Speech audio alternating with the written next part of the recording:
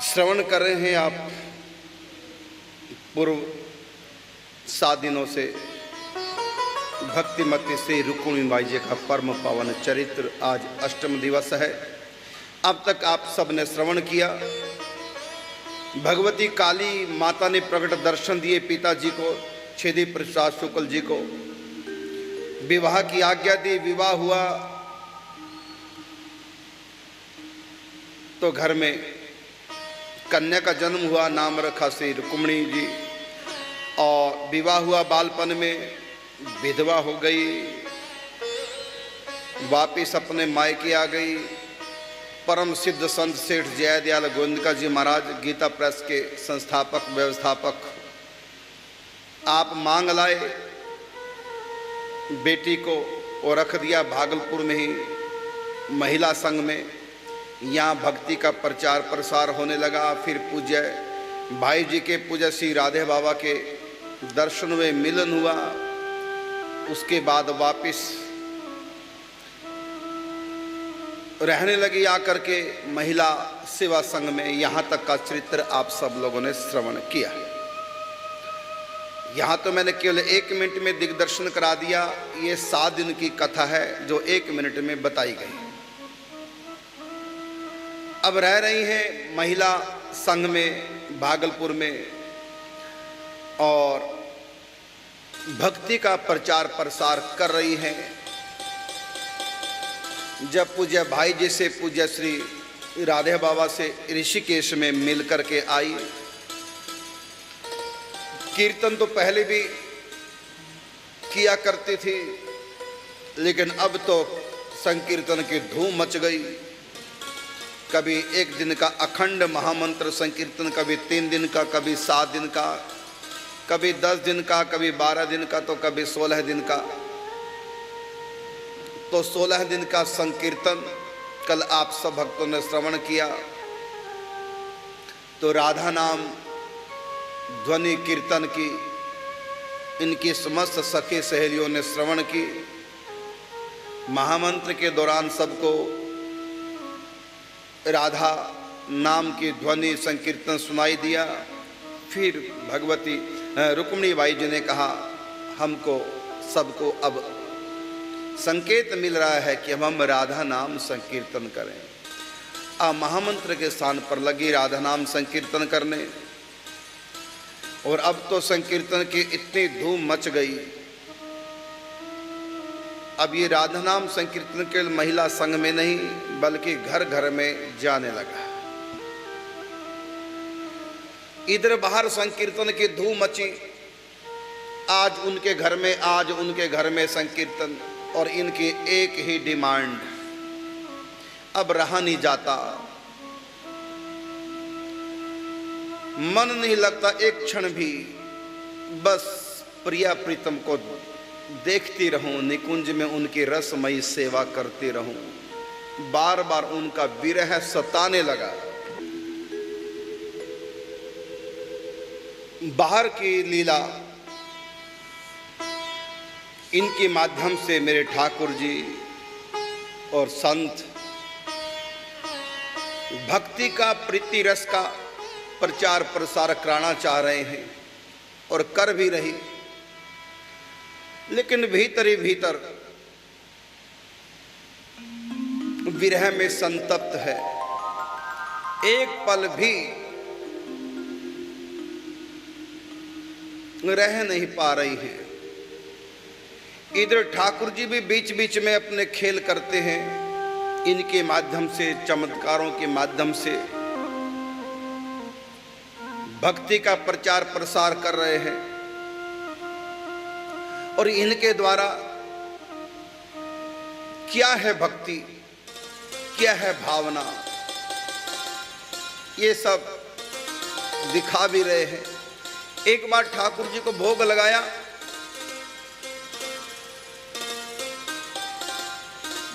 और इनके सामने प्रसाद जामुन का भोग था, फलों का, उत्थापन का भोग। 10-15 जामुने कटोरी में सामने रख दी गई बाई जी के। ये ठाकुर जी के उत्थापन का भोग है। बाई जी एक एक करके गुठली सहित जामुनों को खाने लगी। 10, 12, 13 जामुने खा ली।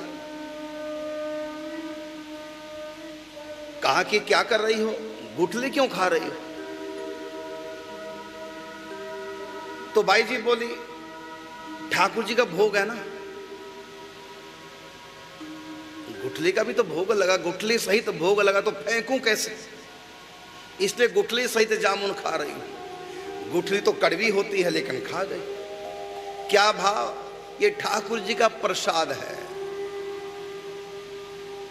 इसके ऊपर ठाकुर जी का अधरामृत लगा है, इसमें कुछ भी फेंकने वाली चीज नहीं, क्योंकि भगवान को अर्पण हो गई। फेंकूं कैसे गुठली, गुठली सहित खा गई। 12, 13 जामुन खा गई। ये सिखाया है कि भगवान को जो चीज भोग लगती है वो अमृत स्वरूप है, उसमें प्रीति रस है, उसमें अधरामृत है, वो भक्ति की प्रदाता है वो वस्तु। कुछ भी फेंकना नहीं। यदि फेंकना है तो फेंकने वाली चीज का भोग ही क्यों लगा रहे हो? तब से महिला संघ में ये नियम बन गया कि बरसाने वाली को जो भोग लगेगा उसमें गुठली वाली कोई चीज हो ना, और जिससे गुठली ना निकाली जाए, जैसे जामुन से निकालेंगे बाकी बचेगा क्या, तो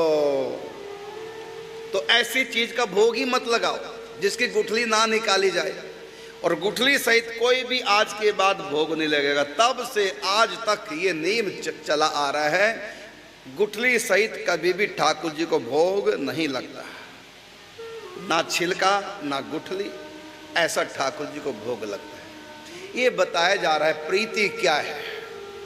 जिसको हमारे प्रीतम ने स्वीकार कर लिया, अंगीकार कर लिया, अब उसको फेंकना नहीं, और जो हमारे प्रीतम को स्वीकार नहीं वो हमको भी स्वीकार नहीं। और हम क्या करते हैं, स्वयं प्याल लहसुन वाली बना लेते हैं भोजन, और ठाकुर जी को चीनी से मीठे से भोग लगा देते हैं, दूध की मलाई से भोग लगा देते हैं। तुम भी जरा हर रोज दूध की मलाई से खाओ ना।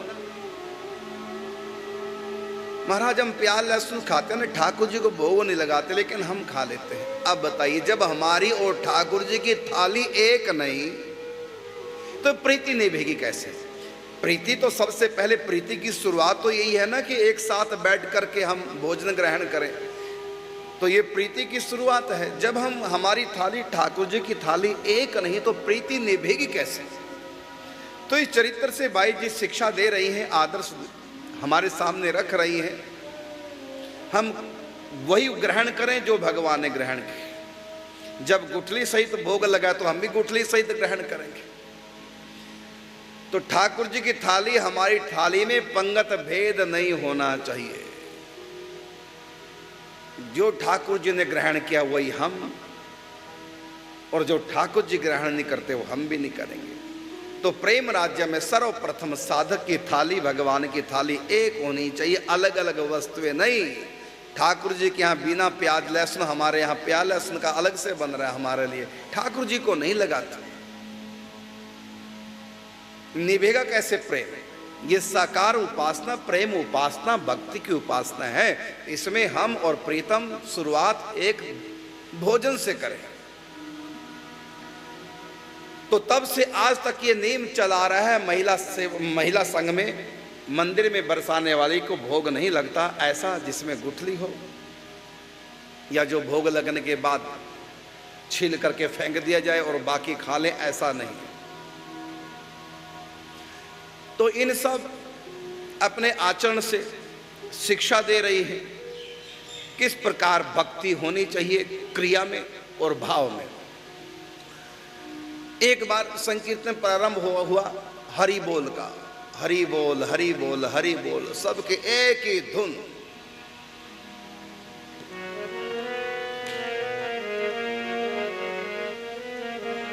हरि बोल हरि बोल हरि बोल हरि बोल हरि बोल हरि बोल हरि बोल हरि बोल हरि बोल हरि बोल। बोल, हरि बोल,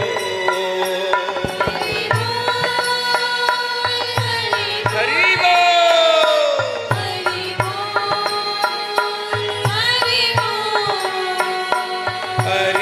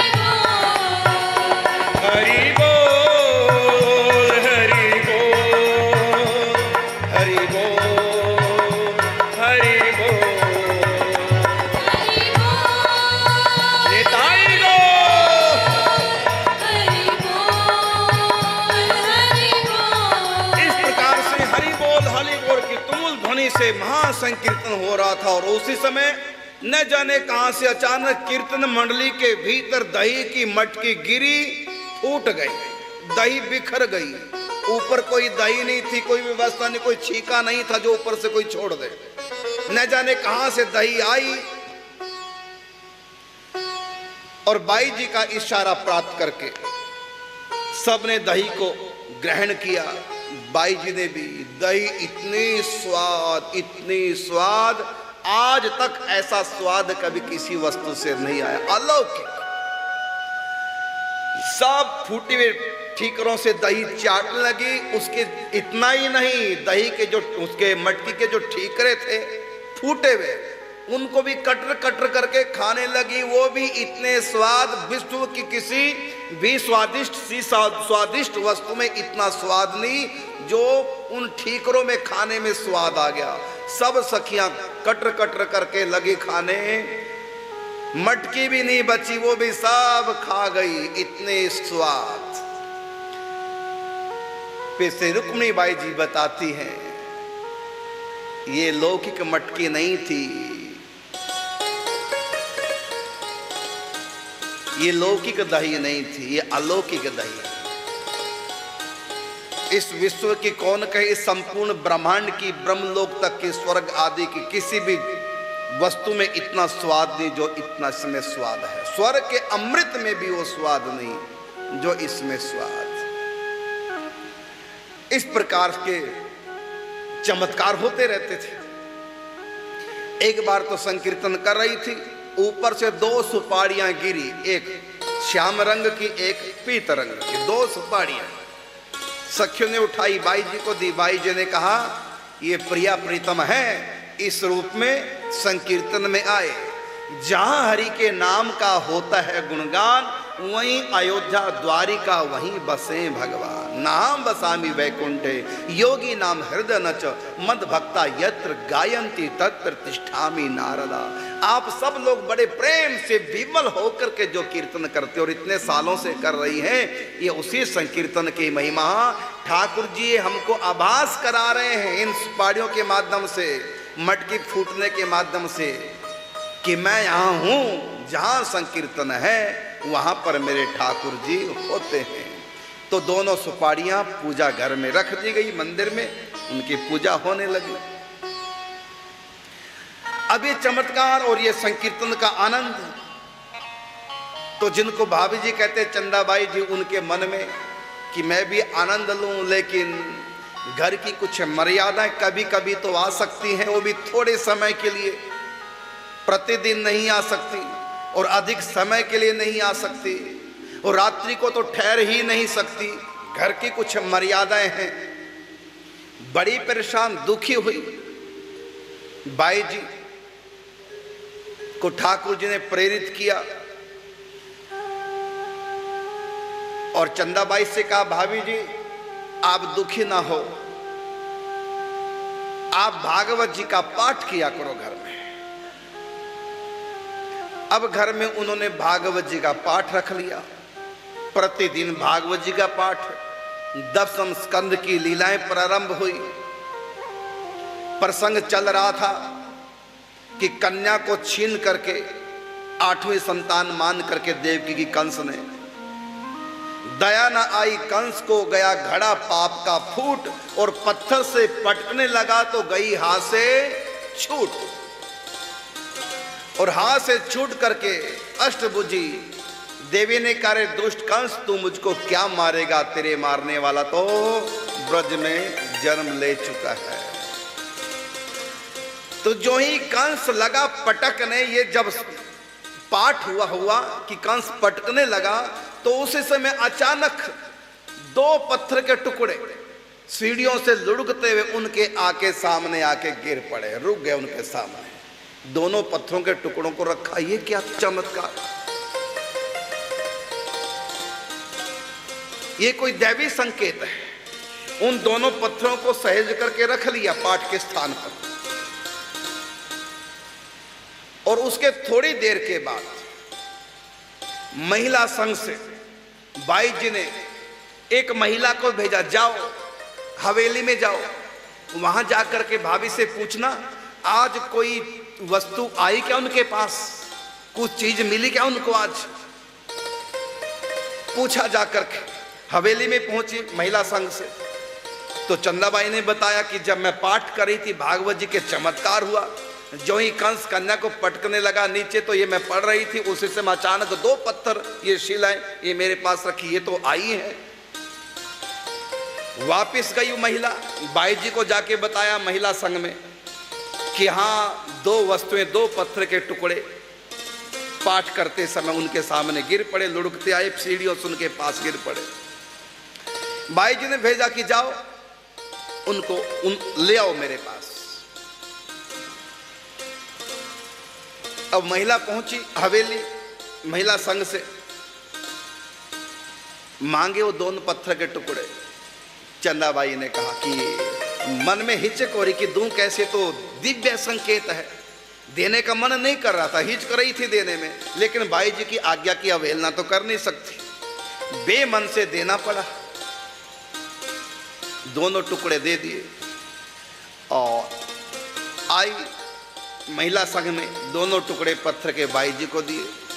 बाई जी ने दोनों हाथों से लिए, कहा जानते हो क्या है, ये दिव्य वृंदावन के निकुंज के ये सुग्गा सुग्गी हैं, माने तोता और मैना है, राधा रानी के। तोता और तोतनी कह दो अपनी भाषा में, शुक और शुकी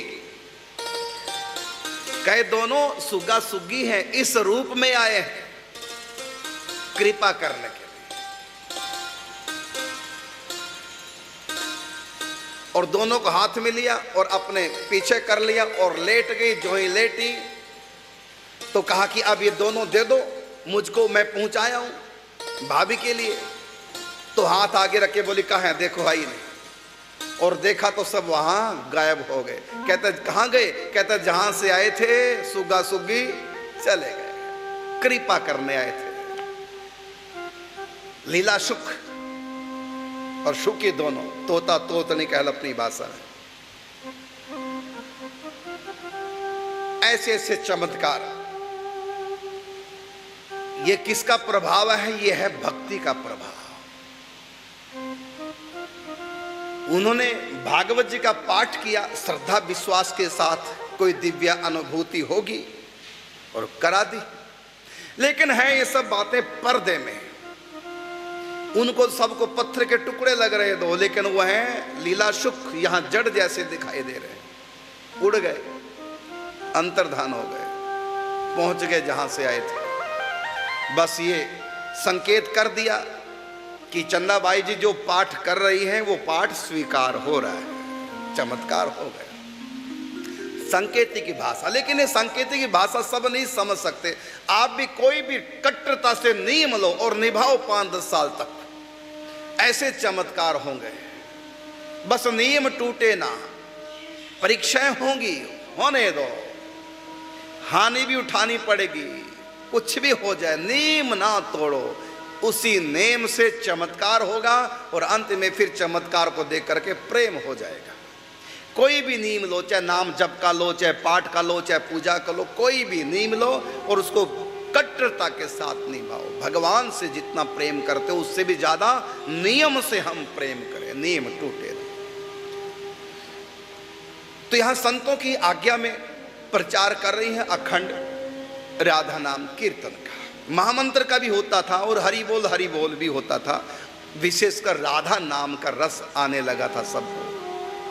महामंत्र का भी होता, हरि बोल का भी और राधा नाम का भी। तो अब तो एक नई रीति बना दी, नई प्रपाटी चला दी कि प्रतिदिन कहीं ना कहीं राधा नाम का संकीर्तन होना है। अपनी सखी सहेलियों को बोल दिया, घर घर में जाओ, एक दिन भी नागा ना पड़े, भिक्षा करके लाओ। किसकी भिक्षा? तो कीर्तन की भिक्षा, रोटी की भिक्षा नहीं, कीर्तन की भिक्षा, राधा नाम कीर्तन। अभी घर से निकलते सेवा संघ से, उसे महिला संघ से निकलती, आसपास जाती, द्वार पे प्रवेश करती और कहती भिक्षाम देही, झोली फैला लेती चुनरी की, भिक्षाम देही। भीतर से महिलाएं आती, क्या चाहिए? भिक्षाम देही। क्या भिक्षा चाहिए? कहते हैं राधा नाम संकीर्तन की भिक्षा। कहते हैं इसका क्या मतलब हुआ राधा नाम संकीर्तन की भिक्षा? कि एक दिन, 2 दिन या 3 दिन अखंड राधा नाम कीर्तन आपके घर में होगा, ये भिक्षा दो। और आप करेंगे परिवार सहित, ये भिक्षा दो। तो कोई दे देती, कोई अपनी मजबूरी बताती। इस प्रकार फिर भिक्षा लेके आती और आकर के लिखती किसके घर में, कहाँ वो एड्रेस है, किसका घर है, किस मोहल्ले में। 1 दिन का अखंड राधा नाम कीर्तन, किसके घर में 2 दिन का, किसके घर में 3 दिन का, 7-7 दिन एक एक घर में कीर्तन होता। ऐसा भी भिक्षा मिली कि हम 7 दिन लगातार दिन रात कीर्तन का आयोजन घर में रखेंगे। तो राधा नाम संकीर्तन का आयोजन, इसकी भिक्षा घर घर में। और एक डायरी बना ली, उस डायरी में लिख दिया किसके घर कौन सी तिथि को संकीर्तन होगा। बाई जी कम जाती थी, संग में रहती थी और अपना भजन चिंतन, प्रिया प्रीतम को लाड़ डालती, कभी विरह में संतप व्यथा अपने प्रिया प्रीतम को सुनाती। लेकिन अधिकांश महिलाओं को होता कि हमारे घर में बाई जी आए, और फिर बीच बीच में बाई जी चली जाती थी। सबके मन में था हम जितने भाव के साथ तुमुल ध्वनि से संकीर्तन करेंगे उतना ही बाई जी को प्रसन्नता होगी और वो कृपा करके हमारे यहाँ पधारेंगे। तो जो जितने भी उत्साह के साथ संकीर्तन करता, बाई जी के पास समाचार पहुंच जाता और बाई जी उस घर में जाते। और कितने तो ऐसे हैं बाई जी के प्रति ऐसे आस्थानवान हो गए, घर का ऐसा माहौल नहीं जो कीर्तन अखंड कराया जाए, लेकिन फिर भी इस लालच से कीर्तन घर में होने लगा जिससे कि बाई जी हमारे घर में आ जाए, एक बार अपने चरण पधरा ले। बाई जी के प्रति इतनी आस्था और इतनी भीड़ भी होने लगी।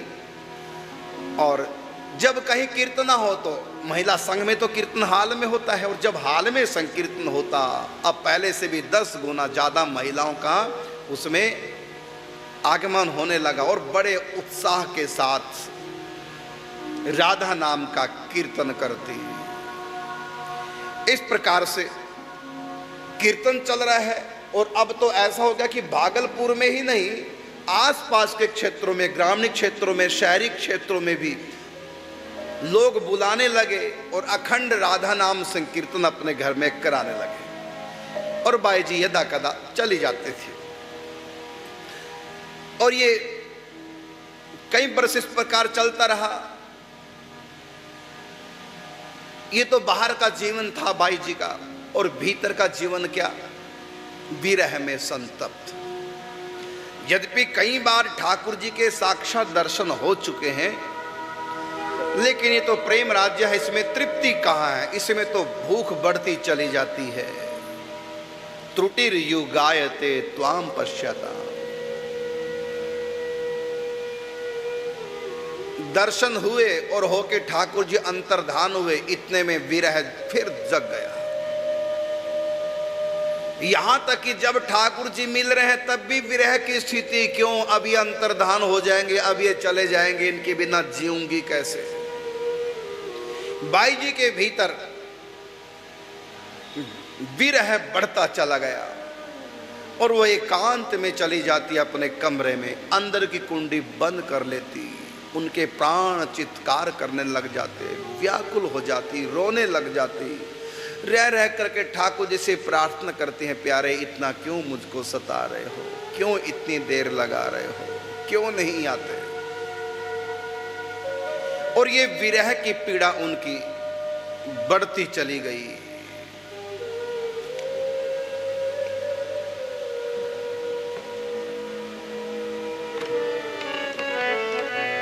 रो रो नैना बाट निहारे,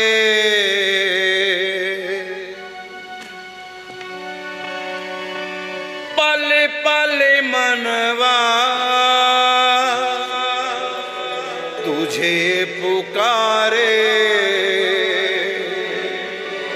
तेरी याद सताए,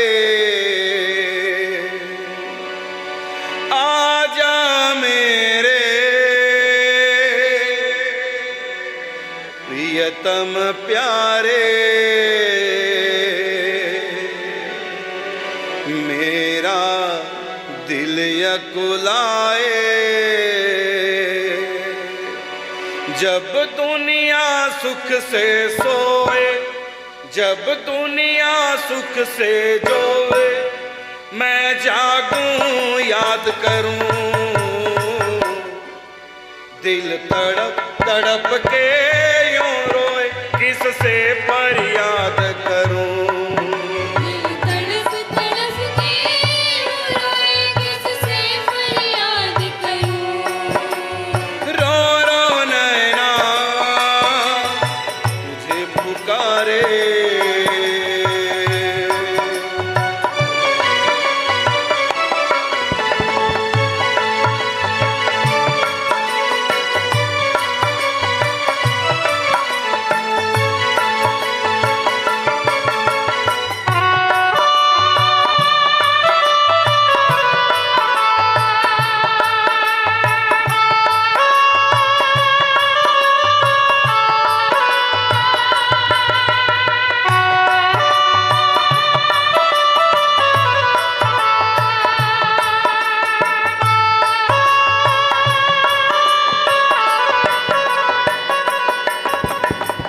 झिम बरसे नैन कभी रुकते नहीं, जीवन हो गया भार श्वास रुकते नहीं। झिम झिम बरसे नैन कभी रुकते नहीं,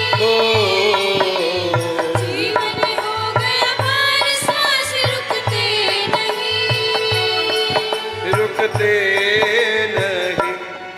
मेरी किस्मत ही जब सोए, मेरी किस्मत ही जब सोए, किससे फरियाद करूं, दिल तड़प तड़प के यूं रोए, किससे फरियाद करूं।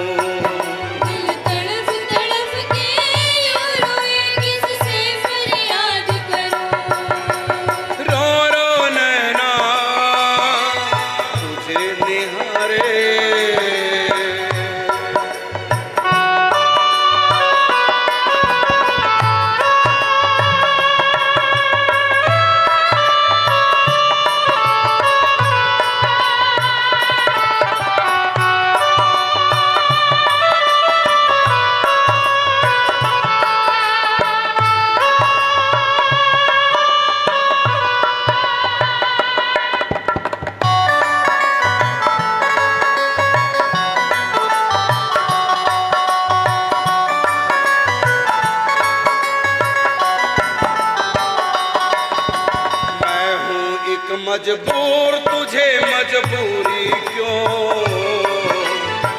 हो गई तुमसे दूर, बड़ी ये दूरी क्यों।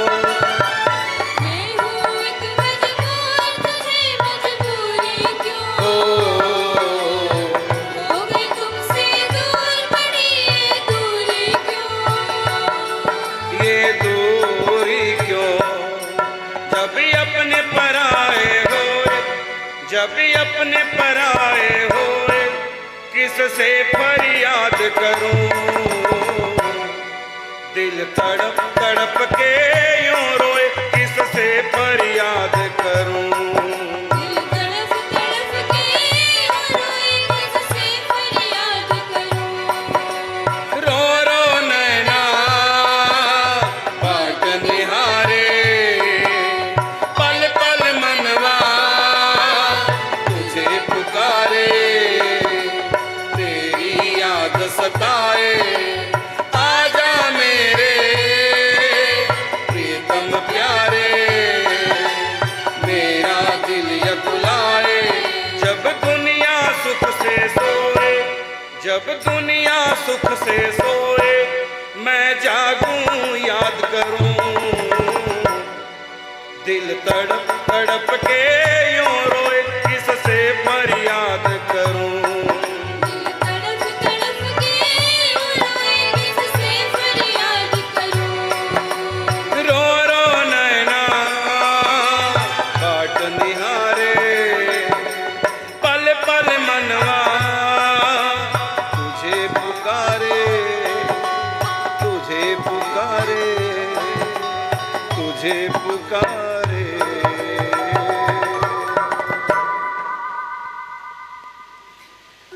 मेरी प्रार्थना है कि नाचने वाले भजनों में नाचा करो।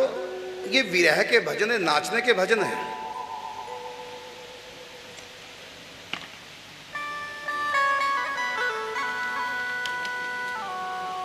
इस प्रकार विरह में व्यथित रहती,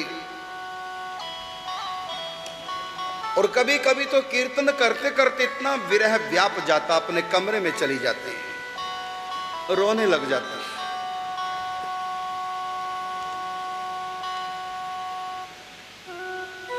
लोग सोचते हैं जो ठाकुर जी के विरह में रोते हैं, बस मिल जाए मेरा रोना बंद हो जाएगा।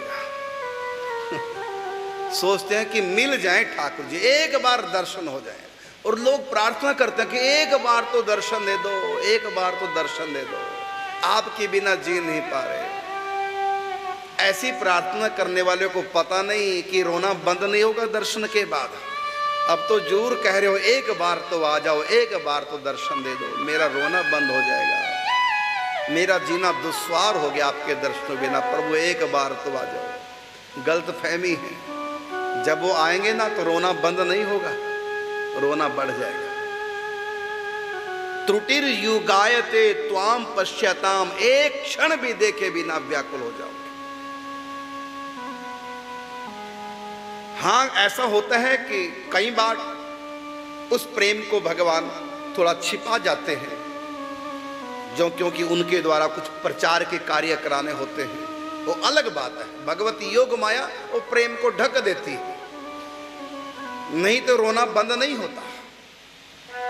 जब पहली बार दर्शन हुए नंदगांव में यशोदा कुंड के किनारे,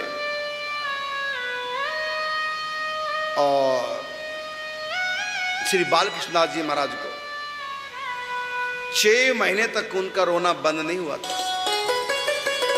अब उनके द्वारा कुछ भक्ति का प्रचार कराना, कुछ कार्य कराने हैं, तो उस प्रेम को समेट दिया ठाकुर जी ने। फिर कीर्तन के प्रचार में निकल पड़े, देश प्रदेश में सब जगह जाते अखंड महामंत्र संकीर्तन उन्होंने प्रारंभ किया, भक्ति का प्रचार किया। और प्रत्येक वर्ष राधाष्टमी को तो पूज्य श्री बालकृष्णदास जी महाराज जाते ही थे गीता वाटिका गोरखपुर राधाष्टमी उत्सव मनाने के लिए। पूज्य राधे बाबा से मिलते थे। भाई जी से तो नहीं, एक बार हुआ था मिलन, उसके बाद तो भाई जी शरीर छोड़ चुके थे। जब तक रहे शरीर तंदुरुस्त रहा, नियम था प्रत्येक वर्ष राधाष्टमी को वेणु विनोद कुंज वृंदावन से बालकृष्णदास जी महाराज अपने परिकर साथ और उनकी छायावत साथ रहने वाले पूज्य श्री ठाकुर घनश्याम दास जी महाराज उनके साथ होते। उत्सव में 4 चांद लग जाते और फिर 2 संतों का मिलन होता, पूज्य श्री राधा बाबा और पूज्य श्री बालकृष्णदास जी महाराज। परस्पर एकांतिक वार्ता होती और जो वैष्णवजन पास होते कुछ कुछ लिख लिया करते थे। प्रतिदिन परस्पर वार्तालाप दो सिद्ध महापुरुषों की, फिर वो लेखन होता, बाद में लिखते और फिर बाद में पुस्तकाकार के रूप में वो छप गया वाटिका वेणु के नाम से। वाटिका का मतलब गीता वाटिका, वेणु का मतलब वेणु विनोद कुंज, वृंदावन में है ये।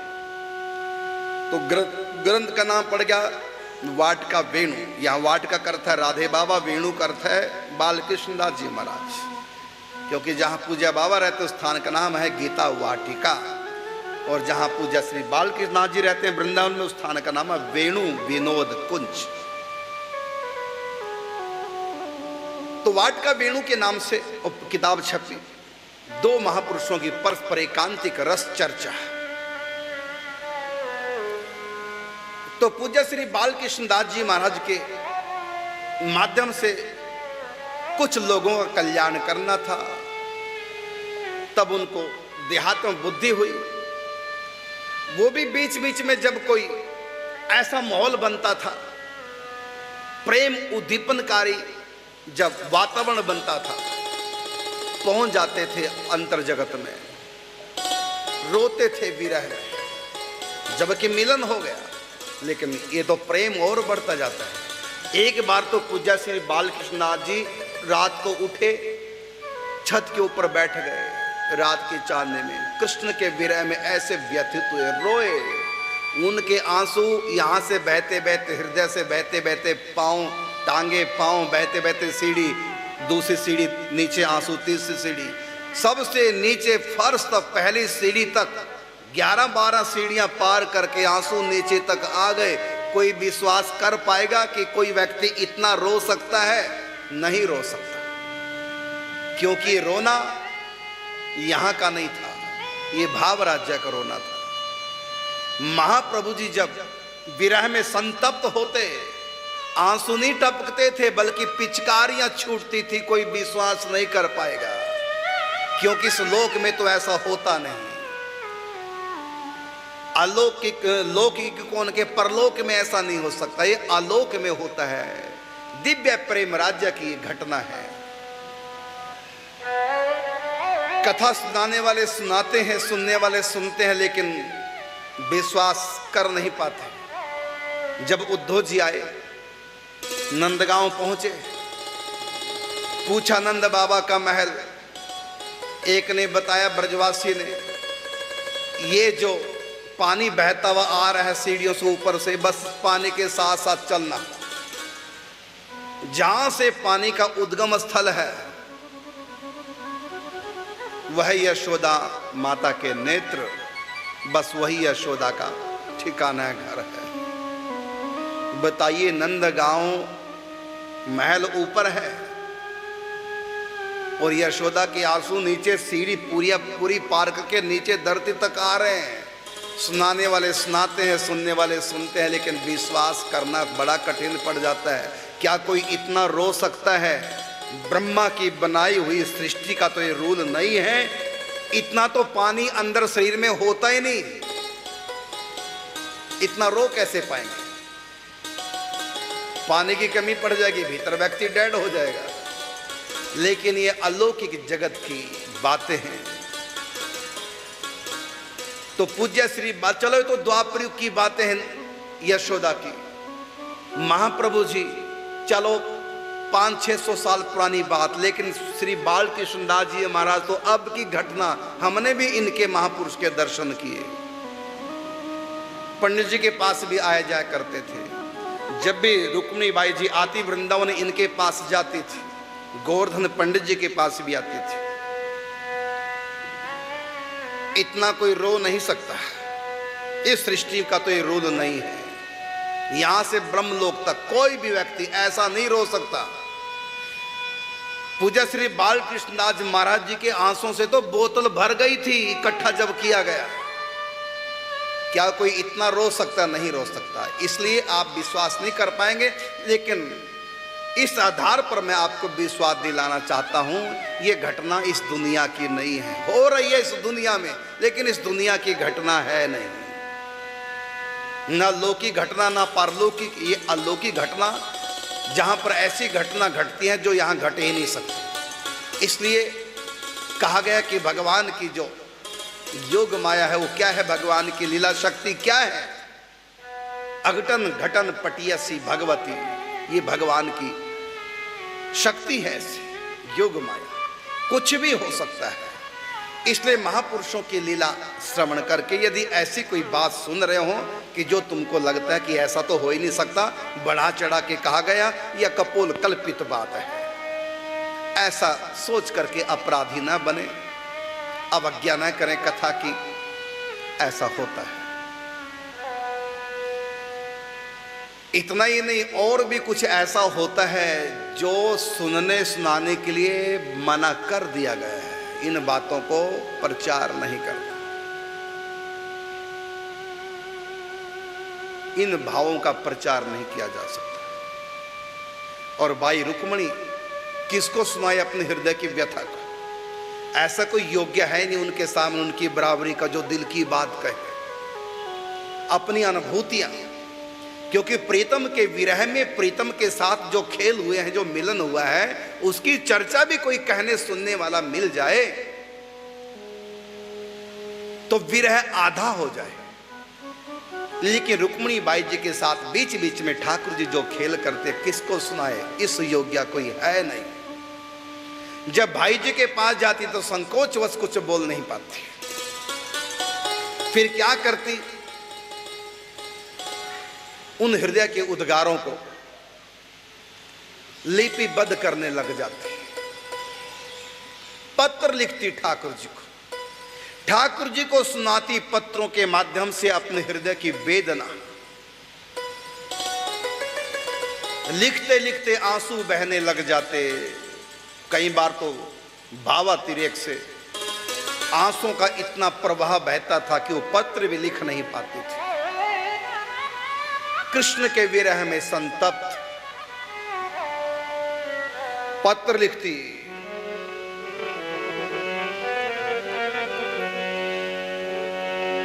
सांझ भई दिन छिप गया,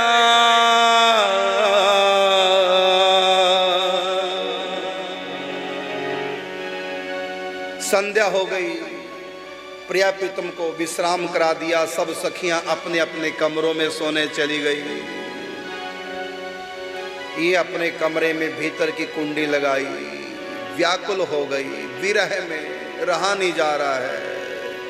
इधर अखंड कीर्तन चल रहे हैं घर घर में, ये बाहर का जीवन और भीतर विरह में संतप्त। सांझ भई दिन छिप गया,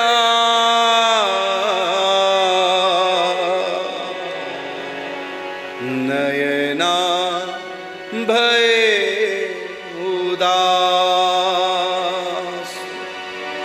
रात कटे मेरी कैसे, मोह श्याम मिलन किया, रात कटे कैसे मेरी,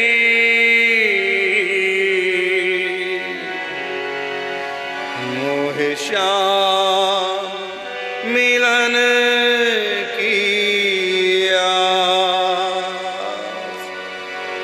पत्र लिखने बैठी, पंछी ले जा रे संदेश मेरे श्याम पिया के देश, पंछी ले जा रे संदेश मेरे श्याम पिया के देश, पंछी ले जा रे संदेश मेरे श्याम पिया के देश, पंछी ले जा रे संदेश मेरे श्याम पिया के देश। चिट्ठी में सब कुछ लिख डाला,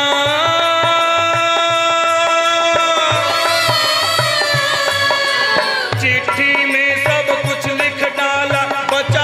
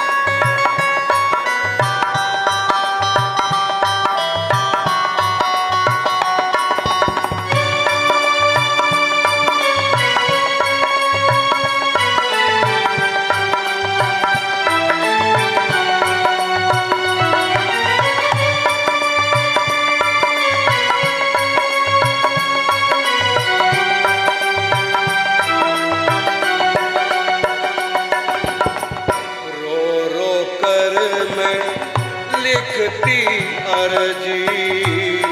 रो कर मैं लिखती अर्जी। रो रो कर मैं लिखती अर्जी। रो कर मैं लिखती अर्जी। प्रीत निभा जा वो बेदर्दी।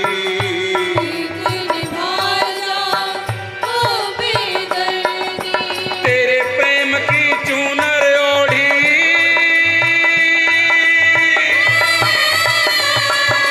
तेरे प्रेम की चूनर ओढ़ी धरा जोगिया भेष पंछी।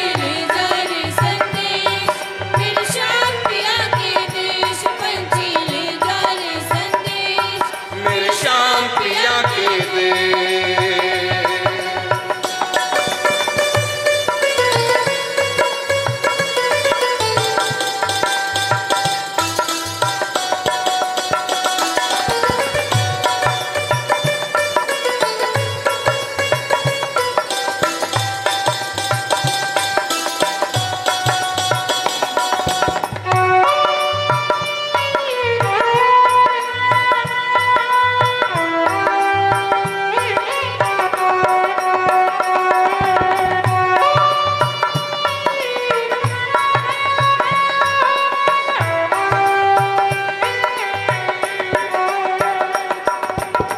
सदा रहे व्याकुल मन मेरा। सदा रहे व्याकुल मन मेरा। दिल का दर्द सहा बहु तेरा। दिल का दर्द सहा बहु तेरा। सूख गए आँखों के आंसू।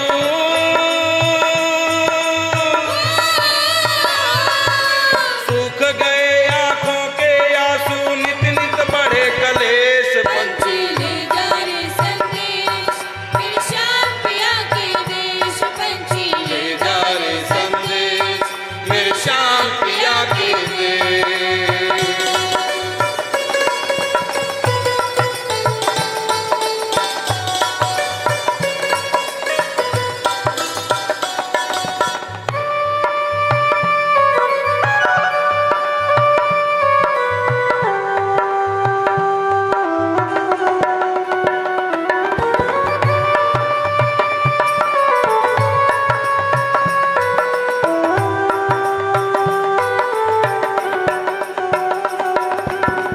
रात न निंदिया दिन नहीं चैना। बिन नहीं चैना। दर्शन को नित तरसे नयना। दर्शन गानित तरसे नैना। आकर दर्श दिखाओ प्यारे।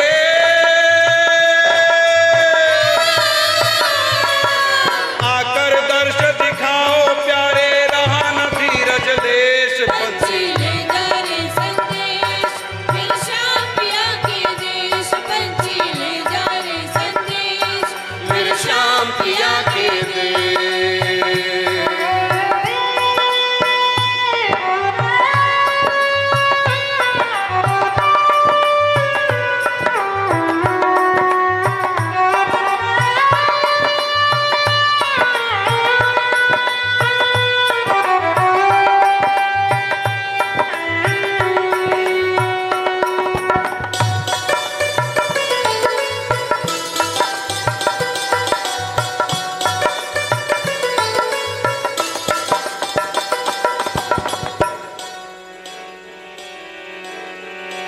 आती याद तुम्हारी बातें।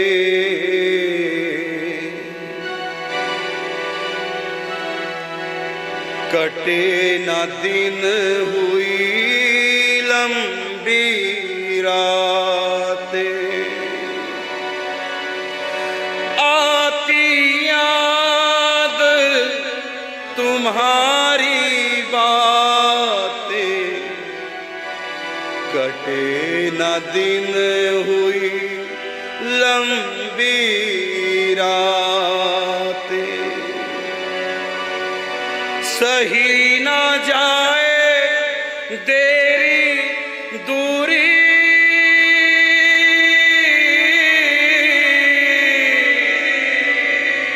सही न जाए देरी दूरी, हे मेरे प्राणेश पंछी ले जा रे संदेश, मेरे श्याम पिया के देश पंछी ले जा रे संदेश, मेरे श्याम पिया के देश।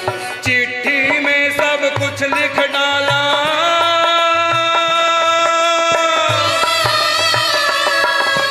चिट्ठी में सब कुछ लिख डाला, बचा न कुछ विशेष पंछी ले जा रे संदेश, मेरे श्याम पिया के देश। पंछी ले जा सांझ भई दिन पंछी ले जा रे संदेश, छिप गया,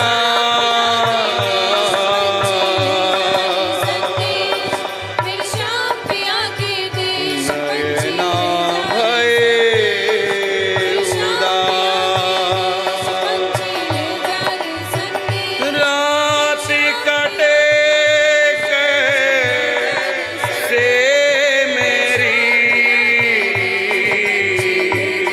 संदेश मेरे श्याम पिया के देश। मोहे श्याम मिलन किया।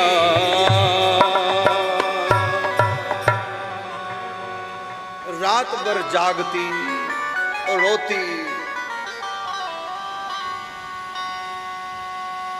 इस प्रकार ये क्रम कई सालों तक चला। बीच बीच में ठाकुर जी आते, धैर्य बधाते, अंतर्हित हो जाते, टेम्परेरी रिलीफ मिलता, ठाकुर जी आते, लेकिन जो ही अंतर्धान होते फिर वही स्थिति हो जाती, प्राण छटपटाने लग जाते हैं। कैसा वो सुख होगा, संसार की कौन कहे, इस भूलोक की, स्वर्ग की भी कौन कहे, ब्रह्मलोक के सुख भी, ब्रह्मलोक से आगे मुक्ति के सुख भी, उस कैवल्य मोक्ष से भी आगे ऐश्वर्य लोकों के भगवान के सुख भी फीके पड़ जाते हैं इस रसीली साधना के आगे, इस रसमय लीला के आगे। वैसे तो कहा सबसे ऊंची प्रेम सगाई, लेकिन इस प्रेम के भी अलग अलग स्तर हैं। सर्वोपरि स्तर प्रेम का सखी भाव।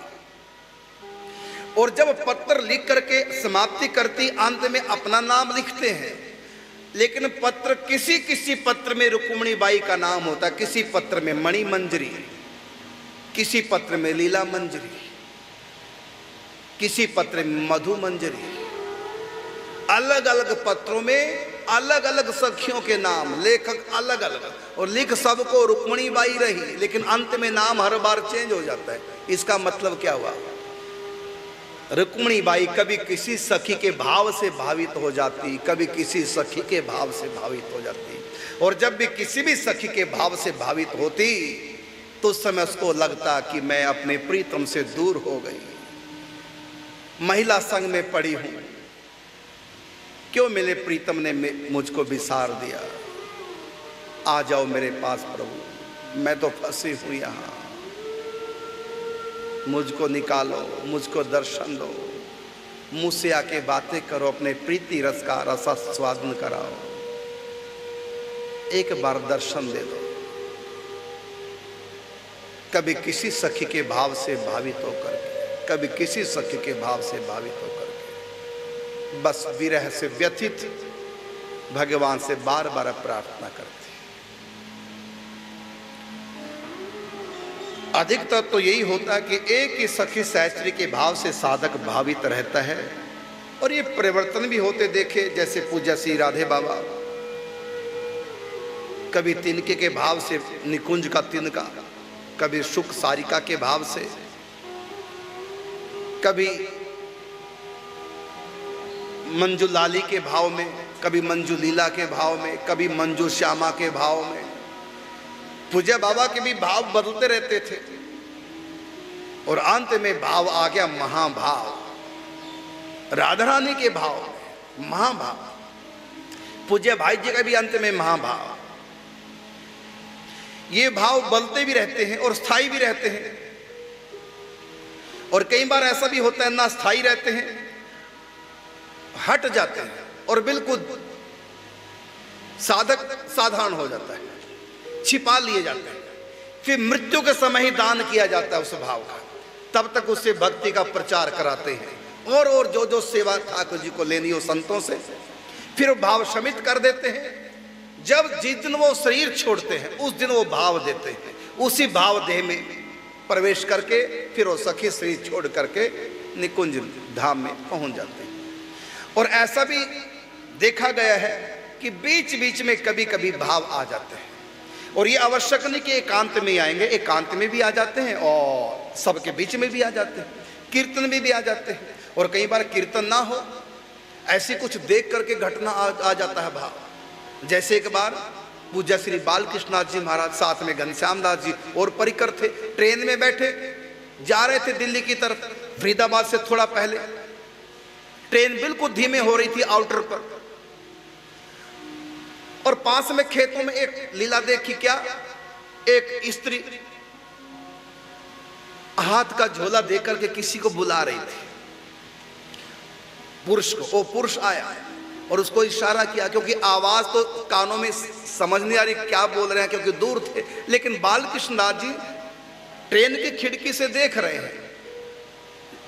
तो पुरुष आया तो उसको कहा कि एक घास की गठरी है, मेरे सिर पर उचवा दो। सामने वाले ने सिर पे उचवा दी। अब वो घास की गठरी लेके महिला जाने लगी और बार बार उस पुरुष की तरफ मुड़ के देखने लगी। उसका उससे प्रेम था, पहले था या अभी अभी हुआ है, जैसे भी है। और मुड़ मुड़ के पीछे देखने लगी, फिर 2 कदम आगे रखती, फिर मुड़ के उस पुरुष की तरफ देखती, इधर से पुरुष उनकी तरफ देखता। अब एकदम भाव उमड़ गया, क्योंकि भाव का उद्दीपन हो गया। एक स्त्री पुरुष के प्रेम को देख करके कि दोनों अलग अलग हो रहे हैं, परिस्थितियां दोनों को अलग अलग कर रही हैं, लेकिन कितनी व्याकुलता है दोनों में। वो महिला बार बार पीछे मुड़ के देख रही है, आगे चलती जा रही, फिर पीछे मुड़ के देखते हैं रुक करके। उन दोनों के प्रेम को देख करके उनके भीतर सखी भाव आगे लगा, जैसे राधा कृष्ण की लीला चल रही है। और बगल में बैठे थे घनश्याम, इधर देखो देखो देखो, प्रिया प्रीतम। अब भाव आ गया प्रिय प्रीतम का, राधा माधव का भाव आ गया। तो कई बार ऐसा भी होता है, पढ़ करके या कुछ देख करके, या संकीर्तन हो रहा हो या कोई लीला चल रही है, लीला का गान हो रहा है, उसको सुन करके भाव उद्दीपन हो जाता है। इसको यदि आपकी सिंपल सी भाषा में कहूं समझाने के लिए, इसको कहेंगे आवेशा अवतार। ये होता है। सात्विक जो परिकर है, निष्काम निष्पाप जो साधना करने वाले हैं, उनके भीतर नित्य परिकरों में से किसी न किसी सखा सखी का या यशोदा का, जैसे हमारे पूज्य बाबा पंडित जी गोवर्धन वाले, तो उनके भीतर यशोदा का भाव आ जाता था। मैं यशोदा हूँ और कृष्ण मेरे पुत्र हैं। और जब उनमें यशोदा भाव, यद्यपि बाबा वृद्ध है, 90 साल के हो गए हैं, और 3 घंटे के लिए बैठे, महामंत्र गुरु किया गया थी, महामंत्र जप करना, और जप करते करते यशोदा भाव से भावित हो गए। और जो यशोदा भाव से भावित हुए, उसी समय बाल कृष्ण घुटन घुटन चलते हुए और बाबा की गोद में बैठ गए। लोगों को केवल बाबा दिखाई दे रहे हैं, वृद्ध बाबा, लेकिन न ठाकुर जी दिखाई दे रहे हैं। और बाबा यशोदा के भाव से भावित हो चुके हैं, उनमें आवेशावतार हो चुका है। लोग इससे अनभिज्ञ थे। और बाबा को लाला ने कुछ खाने को मांगा। माँ से तो बालक मांगेगा। अब बाबा का नियम है, गुरुदेव की आज्ञा थी श्री उड़िया बाबा की कि 3 घंटे मौन रह करके महामंत्र का जाप करना, एक आसन पर बैठ करके चिंतन करते हुए। अब गुरुदेव भगवान की आज्ञा पूज्य बाबा को कि 3 घंटे लगातार महामंत्र जप करना, बीच में कुछ बोलना नहीं। अब वो ठाकुर जी मांग रहे हैं कि खाने को दो। बाबा ने बोले तो नहीं, क्योंकि गुरु आज्ञा है। गुरु आज्ञा गणेशी, भगवान की आज्ञा से भी बढ़कर के जब तक स्थिर है, हमको गुरु की आज्ञा को अधिक महत्व देना है। तो ठाकुर जी मांग रहे हैं खाने को, और बाबा के पास था, भीतर लड्डू बनवा के बाबा रखते थे, भोग लगाते ठाकुर जी को, सुबह भी, शाम को भी, दोपहर को राजभोग लगता था, सुबह और शाम लड्डू का भोग लगता था। तो अब बोल तो सके नहीं और ना उठे, क्योंकि गुरु की आज्ञा थी। उठना नहीं, 3 घंटे लगातार महामंत्र जाप करना, चिंतन करते हुए बालकृष्ण का। अब बालकृष्ण सामने प्रकट हो गए, यशोदा भाव से भावित बाबा, और ठाकुर जी मांग रहे लड्डू खाने को। अब बाबा बोली ना उठे, इशारा कर दिया ऐसे, मतलब सामने लक्ष्मी नारायण मंदिर है और वहां भोग लग रहा है ठाकुर जी को, वहां जाओ ना, इशारा कर दिया। ठाकुर जी नाराज हो गए। ठाकुर जी ऐसे प्रेम से भरे, प्रेम का रसास्वादन करने कराने बाबा गुरु आज्ञा में थे, बंधे। ठाकुर जी चले गए, अंतर्धान हो गए, मिला नहीं रस बाबा का। ठाकुर जी भी भूख लगती है उनको भी, प्रेम के भाव का भूखा हूं मैं, भाव ही एक सार है, और भाव से मुझे भजे तो भव से बेड़ा पार है। तो ठाकुर जी निराश हो गए, अंतर्धान हो गए। जब ठाकुर जी अंतर्धान हो गए, बाबा की मजबूरी थी, गुरु आज्ञा थी, उठ नहीं सके, बोल नहीं सके, लेकिन विरह व्याप गया ठाकुर जी का। यशोदा रोने लगी, विरह व्याप गया बाबा का, और बाबा प्रकृतिस्थ हुए अपने सहज स्वरूप में। यशोदा भाव के बाद बाबा अपने बाबा वाले रूप में प्रकृतिस्थ हुए। लेकिन याद बनी रही कि अभी अभी लाला को भूख लगी थी, लड्डू मांगने आए और मैंने इशारा कर दिया, लाला नाराज हो गए। बाबा की आंखों में झरझर आंसू, और सब देख रहे हैं कि बाबा की आंखों में आंसू, और रोते रोते बाबा के मुख से, अभी 3 घंटे पूरे नहीं हुए थे, रोते रोते बाबा के मुख से निकला, हाँ प्राणनाथ। और जो ही बाबा के मुख से निकला हाँ प्राणनाथ, तुरंत ध्यान है, अरे मन में सोचा गुरुदेव भगवान की तो आज्ञा थी कि 3 घंटे तक कुछ नहीं बोलना, केवल महामंत्र का जाप करना। अभी तो 3 घंटे हुए नहीं और मेरे मुख से प्राणनाथ निकल गया, तो गुरु की अवज्ञा हो गई। अब मैं दोबारा से 3 घंटे दोबारा से नियम करूंगा। फिर दोबारा से स्नान किया जैसे कि नियम था, स्नान के बाद वस्त्र बदले, उसके बाद फिर 3 घंटे बैठे। और रात्रि के समय पूज्य श्री काका जी ने कहा बाबा से कि बाबा, जिनको मास्टर बाबा भी लोग कहते हैं, हम लोग काका जी कहते हैं, सब लोग मास्टर बाबा कहते हैं, और कई लोग नाम लेके बोलते हैं, हम लोग नाम लेके नहीं बोलते, काका जी कहते हैं। तो काका जी उनकी सेवा में थे, तो काका जी ने बाबा से कहा, बाबा दोबारा अपने नियम क्यों किया आज? तो बाबा ने फिर बता दिया कि ऐसे बात हुई थी और मुख से प्राणनाथ निकल गया। तो काका जी ने कहा कि बाबा प्राणनाथ भी तो ठाकुर जी के लिए नाम निकला ना। का नहीं, गुरु आज्ञा है, महामंत्र के सिवा 3 घंटे कुछ नहीं बोलना।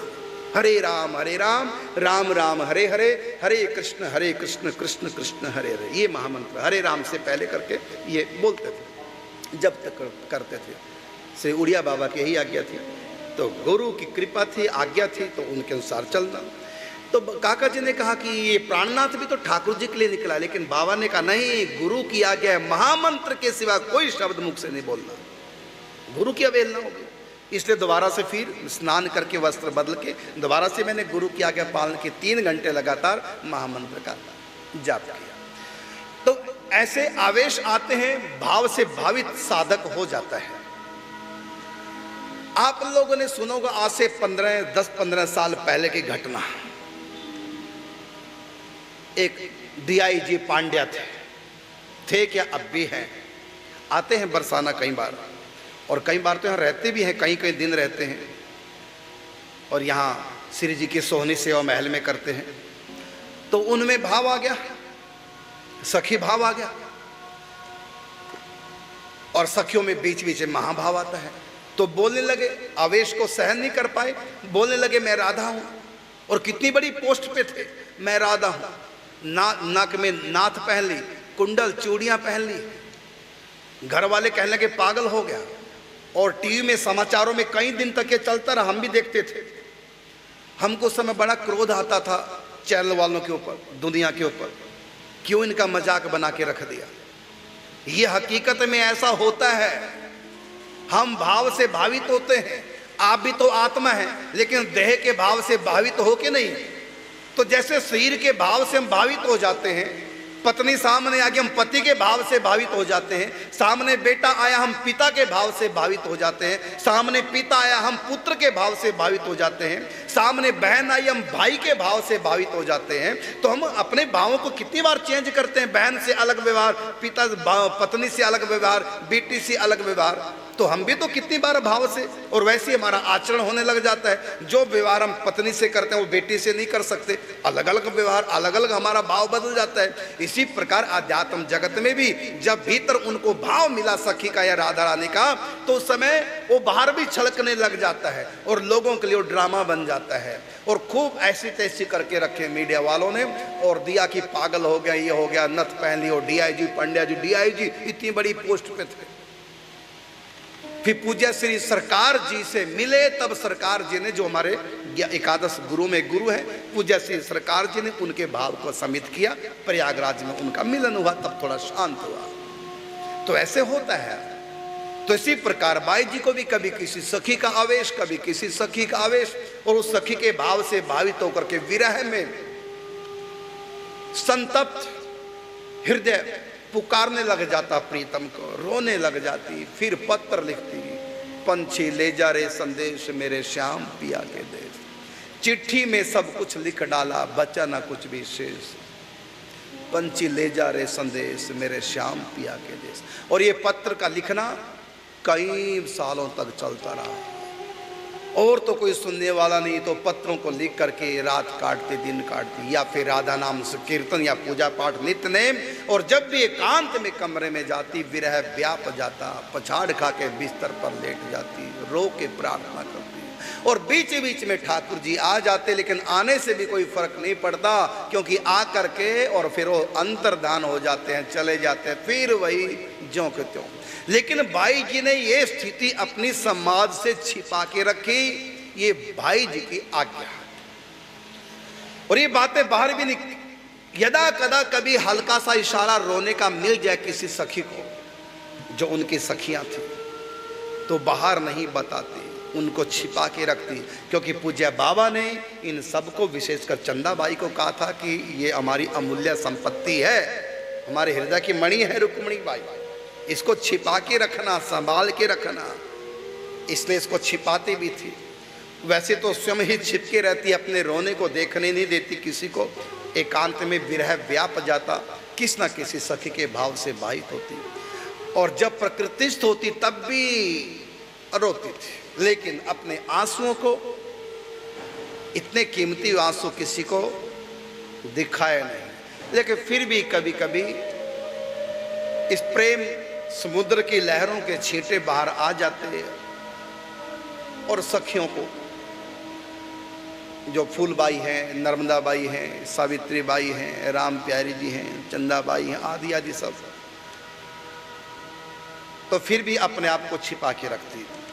एक दिन में ही पत्र लिख रही थी, सारी तैयारी होगी, क्योंकि प्रतिवर्ष चैत्र मास में 4 महीने के लिए ऋषिकेश आते थे बाई जी।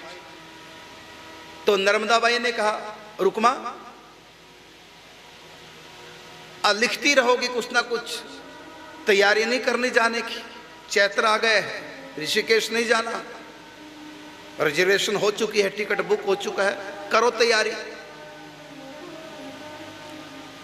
फिर पत्र लिखना छोड़ करके अपना तैयारी करती, फिर ट्रेन में बैठी, आ गई भाई जी के पास ऋषिकेश में। यहाँ पर सेठ दयाल गुंद का जी महाराज, परम सिद्ध संत पूज्य श्री भाई जी, पूज्य श्री राधे बाबा, आदि आदि सब संत महापुरुष समय समय पर आते। 4 महीने संतों का आना जाना लगा रहता था, कोई महीने के लिए आता, कोई 4 दिन के लिए, कोई 10 दिन के लिए, कोई 2 महीने के लिए। और बड़े बड़े सिद्ध प्रसिद्ध संतों से कथा सत्संग प्रवचन चलते थे, हरि नाम संकीर्तन भी चलता था। तो उस दौरान फिर आई प्रतिवर्ष की तरह एक दिन की बात, बाई जी गीता भवन सत्संग में गई, ऋषिकेश की घटना। और पूज्य भाई जी अचानक बाई जी से मिलने आए कमरे में, सत्संग के दौरान। कमरे में बाई जी नहीं थी, पूछा भाई जी ने, भाई श्री हनुमान प्रसाद पोदार जी ने पूछा, बाई जी का है? तो कहा कि सत्संग में गई, जाओ बुला के लाओ। वो महिला गई बाई जी की बात मान करके बाई जी को बुलाने। अब पीछे बाई जी अकेले, बाई जी बैठे थे और सामने देखा बाई जी की वही डायरिया मिल गई जिनको लिखती, डायरिया संग रखती थी। और जब भी एकांत में होती ठाकुर जी को पत्र लिखने लग जाती। कहा ना मैंने कि कई साल तक ये पत्र लेखन का कार्य चलता रहा। भाई जी ने डायरी उठाई, उसको पढ़ा, एक पत्र पढ़ा, 2 पढ़े, 3 पढ़े, 4 पढ़े। आधे घंटे बाद आएंगे, आधे घंटे में भाई जी काफी पत्रों को पढ़ चुके और डायरी में बीच बीच में विहंगम से दृष्टि डाली, थोड़ा दौड़ते भागते से हल्का हल्का सा देख लिया क्या है। देखा कि सब पत्रों में यही कुछ है, श्री कृष्ण के दर्शनों की भीख, उनके प्रेम की भीख और कर्ण पुकार उनकी। भाई जी तो इस रास्ते पे चल चुके हैं ना, उनको पता कि ऐसी होता है। भाई जी भी ऐसी करते थे, रोते थे। इतने में लगभग सब पत्र पढ़े जितने उस समय टेबल पे मिले। इतने में भाई जी आ गए और भाई जी ने देखा कि मेरी डायरी को भाई जी देख रहे हैं, और भाई जी के आते ही भाई जी ने देख करके डायरी को रख दिया। भाई जी ने भाई जी से कहा, ये डायरी किसकी है? भाई जी बोली पूज्य भाई से, मेरी है। ये तुमने लिखा है सब पत्र? मुख से तो कुछ नहीं कहा, लेकिन थोड़ा सा आंखों से इशारा किया, गर्दन हिला करके। भाई जी ने देख लिया, स्वीकार कर लिया। अपने पास बैठा करके बुला करके बड़े प्रेम से समझाया, आज के बाद इस प्रकार पत्र नहीं लिखोगे। हृदय की वस्तु गुप्त रहनी चाहिए, ये प्रेम गुप्त धन है। ये संसारी लोग इसको पढ़ेंगे, यदि किसने पढ़ा तो क्या जानेंगे? उनके लिए तो तुम उपहास की पात्री बनोगे। लोग तो पागल कहेंगे क्या क्या लिख रही है, लोग क्या जाने इन भाव उर्मियों को। इसलिए दुनिया के सामने पत्र जाने नहीं चाहिए। अब लिखे तो लिखे, आज के बाद कभी पत्र नहीं लिखना। हाथ जोड़ के कहा, ठीक, आज के बाद नहीं लिखूंगी। फिर परस्पर कुछ सत्संग वार्ता हुई, जिसलिए भाई जी अपने बात हुई। फिर भाई जी चले गए। इस दिन के बाद भाई जी ने कभी ठाकुर जी के लिए कोई पत्र नहीं लिखा। हाँ, कभी कभी भाव विशेष में कुछ तुकबंदियां लिख देती थी अपने हृदय की बात, लेकिन वो श्री कृष्ण के लिए कोई पत्र नहीं होते थे, क्योंकि भाई जी ने मना कर दिया। हाँ, 3 पत्र ऐसे अवश्य भाई जी से लिखे गए। प्रेम विरह के व्यतिरेक में, इतना अतिरेक में बह गई, भूल गई भाई जी की आज्ञा कि पत्र नहीं लिखना। फिर भी भगवती योग माया ने भाई जी की अवहेलना अवज्ञा होने नहीं दी, क्योंकि भाई जी ने कहा था इस प्रकार कृष्ण के लिए पत्र नहीं लिखना। जब भाई जी ने एक एक करके 3 पत्र लिखे, वो कृष्ण के लिए नहीं थे, वो सखियों के लिए थे। सखियों से निवेदन किया,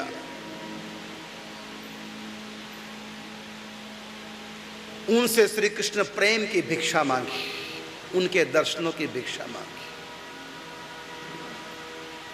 श्री कृष्ण मिलन की प्रार्थना की गई।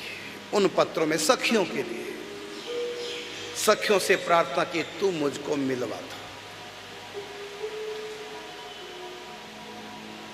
तो भाई जी ने जो कहा था कि इस प्रकार कृष्ण को पत्र नहीं लिखना, तो सचमुच में उन्होंने कृष्ण को पत्र नहीं लिखे। वो 3 पत्र हम पढ़ करके आप सबको सुनाएंगे, लेकिन अभी सुनाने का समय नहीं आया। आगे की कथा में, आगे आएगी कथा, जब ये सखियों को पत्र लिखेंगे तो पत्र आपको अवश्य पढ़ के सुनाए जाएंगे। इस प्रकार भाई जी को आज्ञा मिल गई, अब इन पत्रों को नहीं लिखना, जो लिखे सो लिखे। लिखने समाप्त कर दिए, लेकिन विरह ज्यों का त्यों बना रहा। भाई जी का ये विचार था कि मेरी ऐसी स्थिति हो जाए कि मैं एक क्षण के लिए भी प्रकृतिस्थ ना रहूं। यदि मुझको रहना भी है दुनिया में कुछ दिन और, मैं प्रकृतिस्थ ना रहूं, मेरी वो स्थिति बन जाए जो कि उसने पढ़ी थी भाई जी के द्वारा लिखे हुए एक पद में।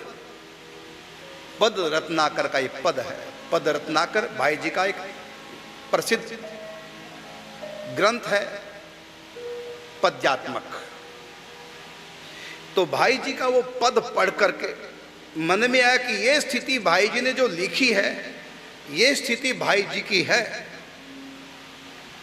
तो मेरी भी ऐसी स्थिति हो जाए, मैं कभी प्रकृतिस्थ ना रहूं, बस प्रतिक्षण उन्हीं के चिंतन में डूबी रहूं, एक क्षण भी संसार में मैं ना जाऊं, ना चिंतन करूं, ना देखूं, ना सुनूं। और ये स्थिति साधकों की अंत में हो जाती है साधना करते करते। भाई जी का पद जिसको पढ़ करके उनके मन में उनको आदर्श मान करके कि ऐसी स्थिति मेरी भी हो जाए। प्रियतम से मिलने को जिनके प्राण कर उठे हाहाकार। ये पद रत्नाकर का पद है, रचनाकार भाई जी की स्थिति थी और उन्होंने लिखा और उसको पढ़ करके इस पद को भाई जी अक्सर गुनगुनाया करती थी, कई बार कीर्तनों में गाती थी। प्रियतम से मिलने को जिनके प्राण कर उठे हाहाकार। प्रियतम से मिलने को जिनके प्राण कर उठे हाहाकार। गिना नहीं उसने पथ की दूरी को भय को किसी प्रकार, गिना नहीं उसने पथ की दूरी को भय को किसी प्रकार। प्रियतम से मिलने को जिनके प्राण कर उठे हाहाकार। प्रियतम से मिलने को जिनके प्राण कर उठे हाहाकार।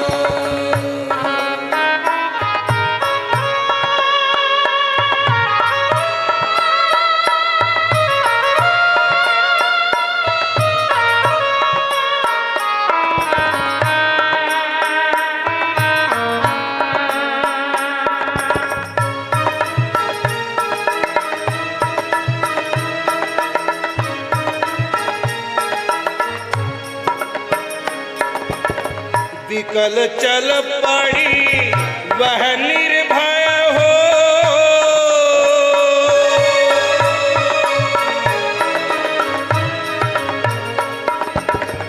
विकल चल पड़ी निर्भय हो, बीहड़ बन में बिना विचार।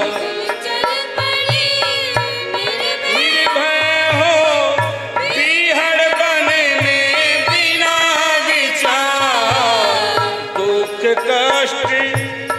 दुख कष्ट बन गए सभी पथ के पाथे, सुखद आहार के पाथे सुखद आहार। प्रियतम से मिलने को जिनके प्राण कर उठे हाहाकार। प्रियतम से मिलने को जिनके प्राण कर उठे हाहाकार।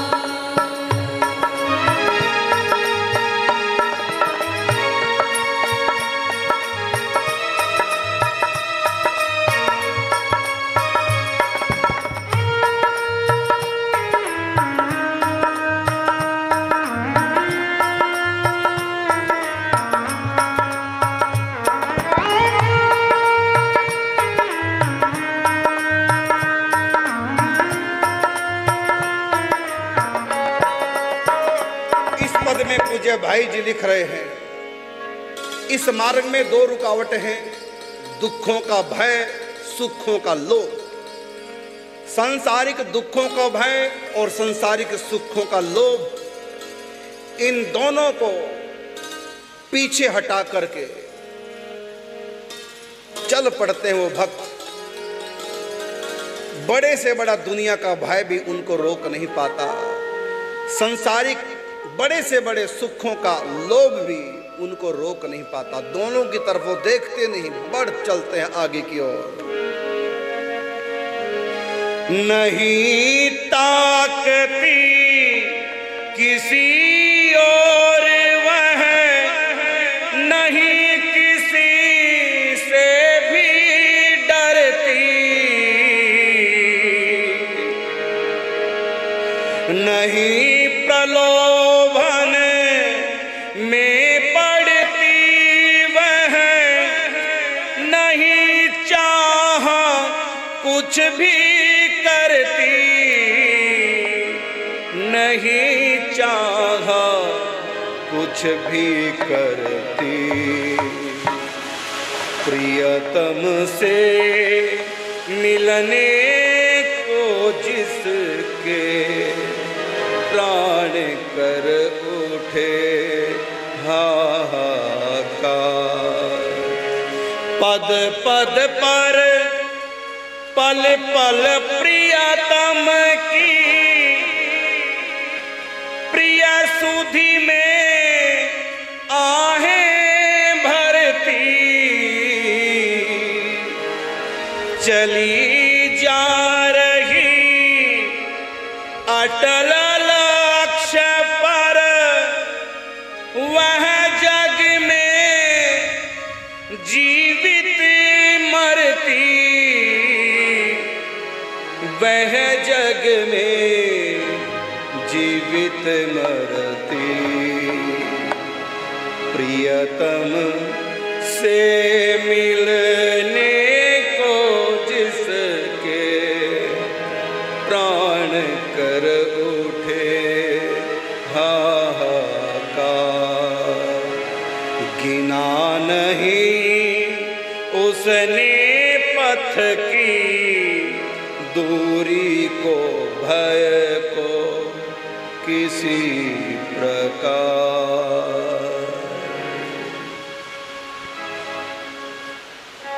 बस ना संसार का के दुख का भय और न ही संसार के बड़े से बड़े सुखों का कोई प्रलोभन, न आराम की चिंता। अहर्निश प्रीतम की याद में रोना। भाई जी का लिखा एक और पद जो बाई जी को बहुत ही प्रिय था, उनको भी यदा कदा कीर्तनों में बाई जी गाती थी और कई बार अकेले ही चलते फिरते उस पद को गुनगुनाती थी। क्या?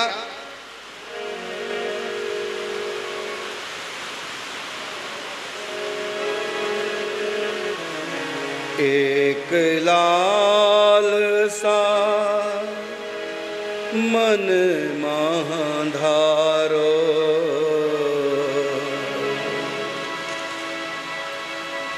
भाई जी की रचना है कि साधक को एक लालसा मन में धारण करनी है, तभी वो साधक का इस प्रेम पथ का। वो कौन सी लालसा है, कामना है कि बंसी बट कालिंदी तट नट नागर नित्य निहारो। वृंदावन की निकुंजों में प्रीतम को विहार करते मैं निहारता रहूं। मुरली तान मनोहर सुन सुनी तन सुधी सकल बिसारो। बंसी की धुन सुनाई दे, ऐसी बंसी की धुन में मस्त हो जाओ कि शरीर की भी सुध ना रहे। ये मेरी मंजिल है। पल पल निरख झलक अंग अंगनी पुलक पुलक तन मन वारो। रीझऊ श्याम मनाई गाय गुन गुंज माल गर डारो। परमानंद भूली जग सगरो श्याम ही श्याम पुकारो। चाहे तो प्रत्यक्ष में और चाहे चिंतन में, बस ये मेरी स्थिति बनी रहे, चिंतन में खोया रहूं। प्रीतम की बाकी झांकी वृंदावन की यही मेरे नेत्रों में अंदर बाहर छाई रहे।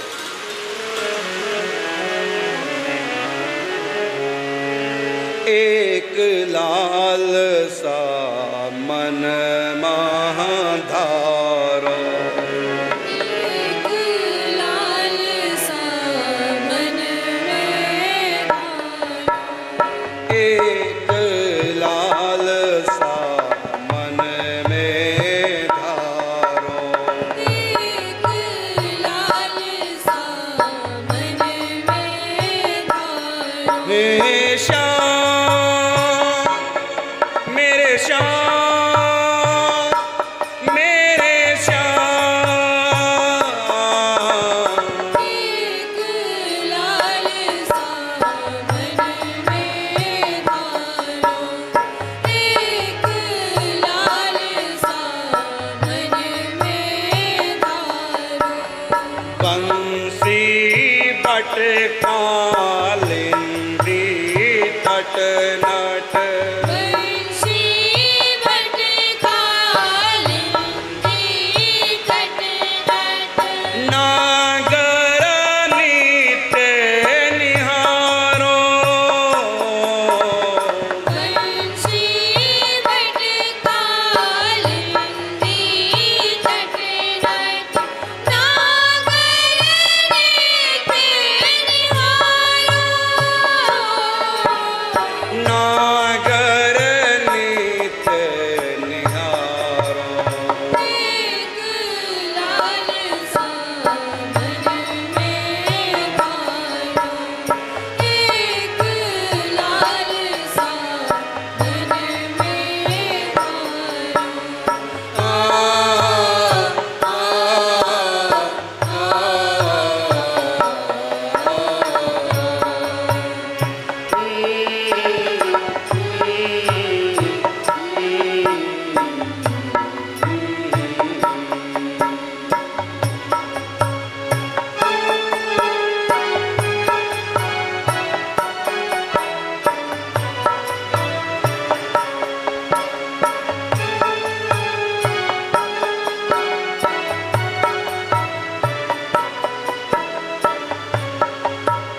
मुरली तान मनोहर सुन सुन, मुरली तान मनोहर सुन सुन, तन सुध सकल विसारो,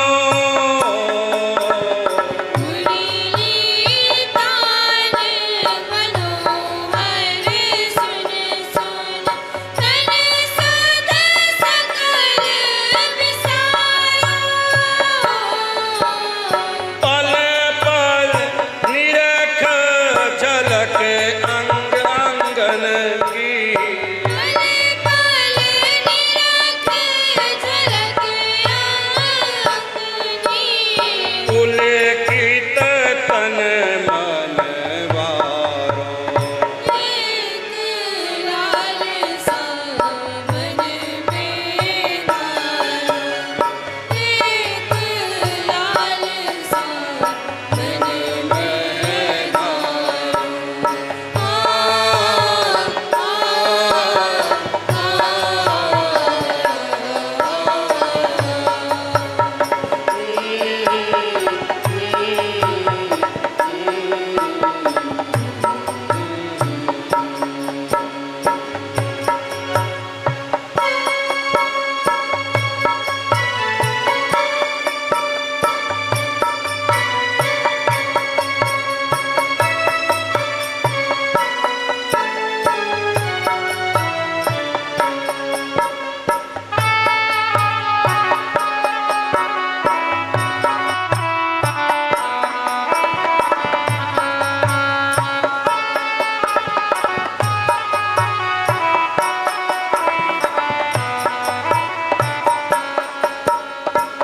और ये स्थिति जो बाई जी ने चाही थी वो हो गई।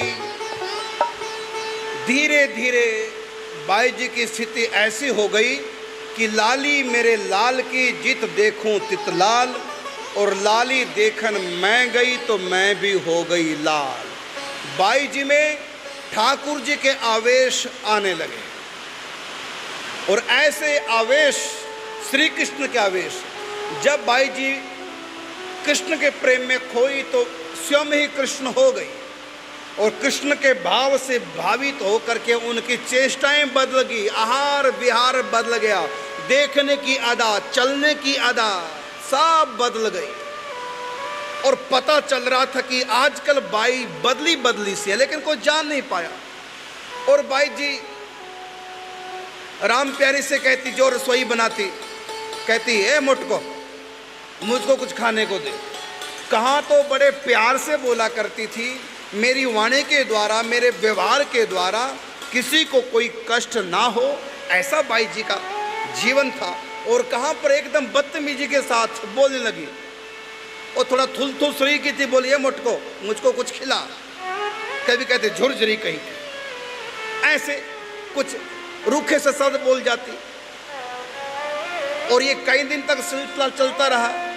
राम प्यारी को तो बड़ा बुरा लगा, शिकायत भी करने लगी कि देखो कैसे बोलने लगी बाई मुझसे, मैं मोटी हूं तो क्या इनके घर का खाती हूं क्या, ऐसे मुझको क्यों बोल रही है। फिर बाद में पता चला कि बाई जी नहीं बोल रही हैं, बाई जी के भीतर ठाकुर जी प्रेम के खेल कर रहे हैं, सखियों को चिढ़ा रहे हैं। इसलिए किसी को मोट को कहते हैं, किसी को गुट को कहते हैं। एक बार, क्योंकि उस समय कच्चे चूल्हे हुआ करते थे, लकड़ी के चूल्हे, लकड़ी जलाते तो कोयला बच जाता, तो कोयला काफ़ी हो गया, राख हो गई।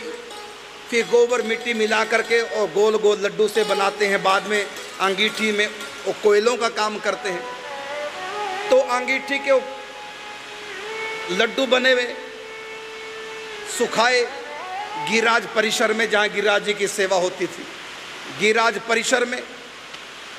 और जाके वो लड्डू सारे फोड़ दिए बाई जी ने, बुरा लगा। और लड्डू फोड़ते हुए बाई जी बोल रही है, मेरी पूजा के यहाँ स्थान पे क्यों लड्डू ये रखे। उसके बाद कहा गया कि लड्डू यहाँ ना सुखाओ, ये लड्डू दूसरी जगह सुखा दो। वहाँ शक्ति स्थल जहाँ मातेश्वरी की पूजा होती, मातेश्वरी का स्थान, वहाँ लड्डू लगे सुखाने गोबर वाले, वहाँ जाके ठाकुर जी ने फोड़ दिए। ऐसे ऐसे खेल करने लगे। बाहर से शरीर है बाई जी का और भीतर से बन गई वो ठाकुर। और ये प्रेम में होता है, गोपियों के साथ हुआ रास पंचदई आप सब पढ़ते ही हैं। वहाँ भी श्री कृष्ण के विरह में, प्रेम में सखियों में कृष्ण का आवेश आ गया और कृष्ण की लीलाओं का अनुकरण गोपियां करने लगी।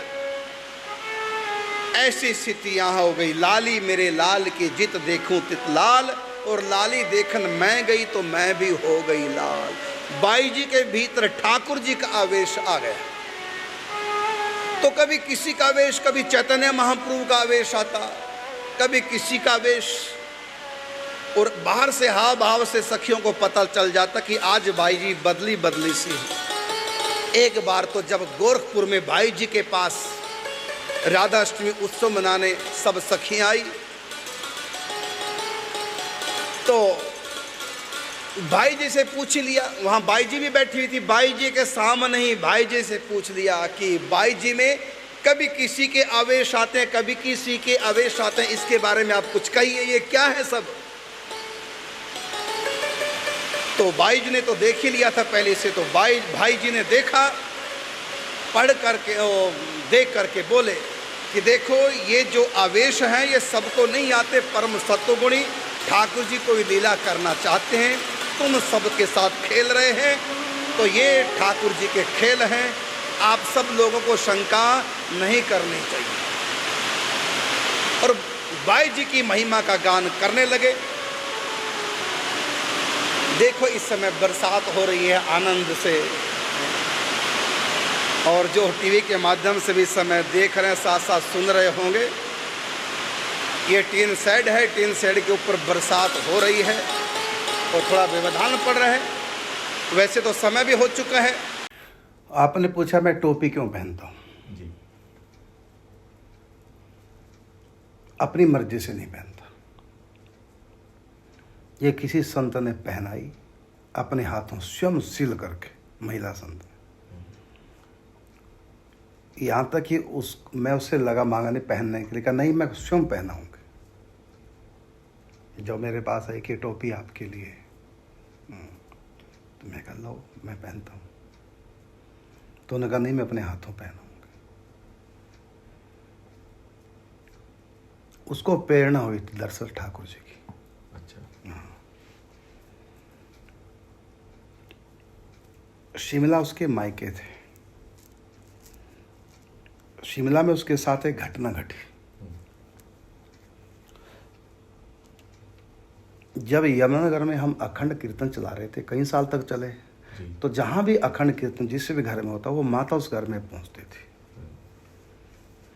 और अपने आसपास मोहल्ले में, जमुना गली उसको बोलते हैं, जमुना गली में आसपास कहीं भी कीर्तन होता रात को वही जगती थी। अच्छा।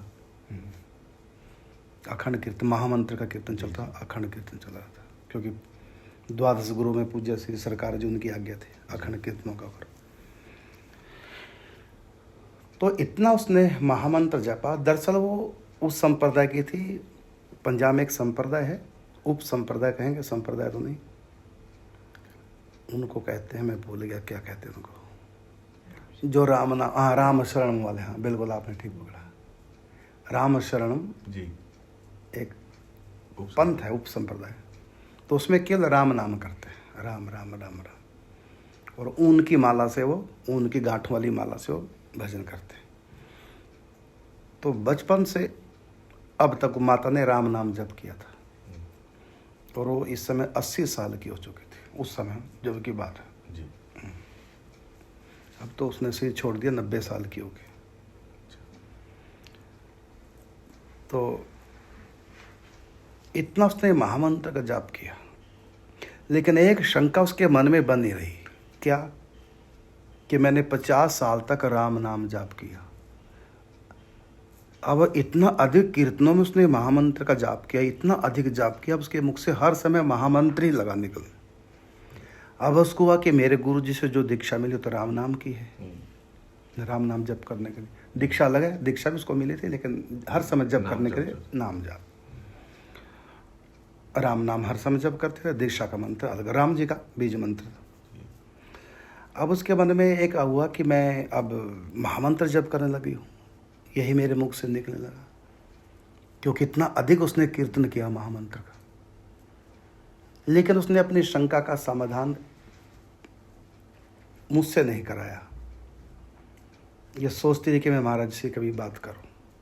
हाँ, कभी कभी मैं सत्संगों में बताता था, उससे हल्का सा समाधान तो हो जाता, लेकिन उसको तसल्ली नहीं हो पाती, वो पूरा समाधान चाहती थी कि मैंने राम नाम छोड़ के अब मैं महामंत्र करने लगी। तो ये घटना है शिमला की। उन दिनों शिमला में भी अखंड कीर्तन चलने लगे थे। तो राम मंदिर, शिमला का प्रसिद्ध मंदिर है, वहाँ का मेन राम मंदिर, वहाँ कथा चल रही थी। तो उसने एक दिन मेरे पास आकर कहा अपनी ये पूरी स्थिति, क्या मुझको अपराध पड़ रहा है कि मैं राम नाम की जगह महामंत्र, और कर नहीं रही हूँ, अपने आप ही हो रहा है, क्योंकि इतना अधिक मैं कीर्तन करती हूँ। शिमला में उसके मायके थे जी। तो वहाँ की घटना है। और प्रतिदिन वहाँ कथा में भी आती थी, राम मंदिर में भागवत की कथा चलती थी। तो एक दिन वो अपनी इस शंका में रोने लगी मेरे सामने, और पूरी बात बताई कि मेरा हर समय 24 घंटे दिन रात चल ही रहा है बस महामंत्र, कभी गुनगुनाते हुए करती हूँ, और जब थक जाती हूँ जानते रहो गा गा कर, क्योंकि अभ्यास हो गया। और हम जब महामंत्र की धुनें निकालते थे, एक से एक धुन निकलती, तो उसको धुनें बड़ी पसंद, और उससे हम उसका कंठ भी 80 साल की आयु में भी ऐसे गाती थी, बिल्कुल बड़ा सुरीला कंठ, और क्लासिकल गाती थी, तर्ज लगाती, रागों के आधार पर। अच्छा कंठ था गाने में, और नॉलेज उसको संगीत का था। तो उसको गाने में, कीर्तन में इतना आनंद आने लगा, वो हर समय महामंत्र गुनगुनाने लगे। और जब गला थक जाता, क्योंकि वृद्ध अवस्था भी 80 साल की बुढ़िया हो चुकी थी, जब गला थक जाता फिर वो महामंत्र धीरे धीरे, लेकिन उसका अभ्यास अब बोल बोल के करना। जब थक जाती फिर धीरे धीरे, और जब और थक जाती तो मन ही मन, लेकिन महामंत्र छूटता नहीं था उसका, ऐसे इसको उसका हैप्चुअल हो चुकी थी। तो ये शंका उसकी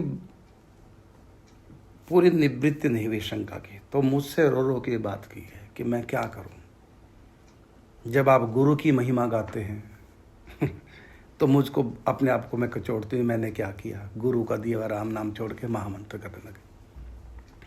तो मैंने उसके समाधान का प्रारंभ किया था पंडित जी की कथा से। देखो पंडित जी राम नाम करते थे जी। और पूज्य से उड़िया बाबा वो महामंत्र की महिमा गा रहे थे। तो एक दिन पंडित जी ने कहा उड़िया बाबा से कि बाबा आप तो महामंत्र को महामंत्र कह रहे हैं, लेकिन रामायण में तो राम नाम को महामंत्र कहा है। महामंत्र जही जप तमहेसु काशी मुक्ति हेतु उपदेशु, तो वहाँ तो राम नाम को महामंत्र कहा और आप हरे राम हरे कृष्ण महामंत्र को महामंत्र कह रहे हैं। तो पूज्य श्री उड़िया बाबा ने कहा पंडित जी कि पंडित जी महामंत्र में भी तो राम नाम ही है। तो पंडित जी ने अपना समाधान कर लिया और उसी समय पूज्य बाबा को अपना गुरु मानकर हृदय से और महामंत्र प्रारंभ कर दी।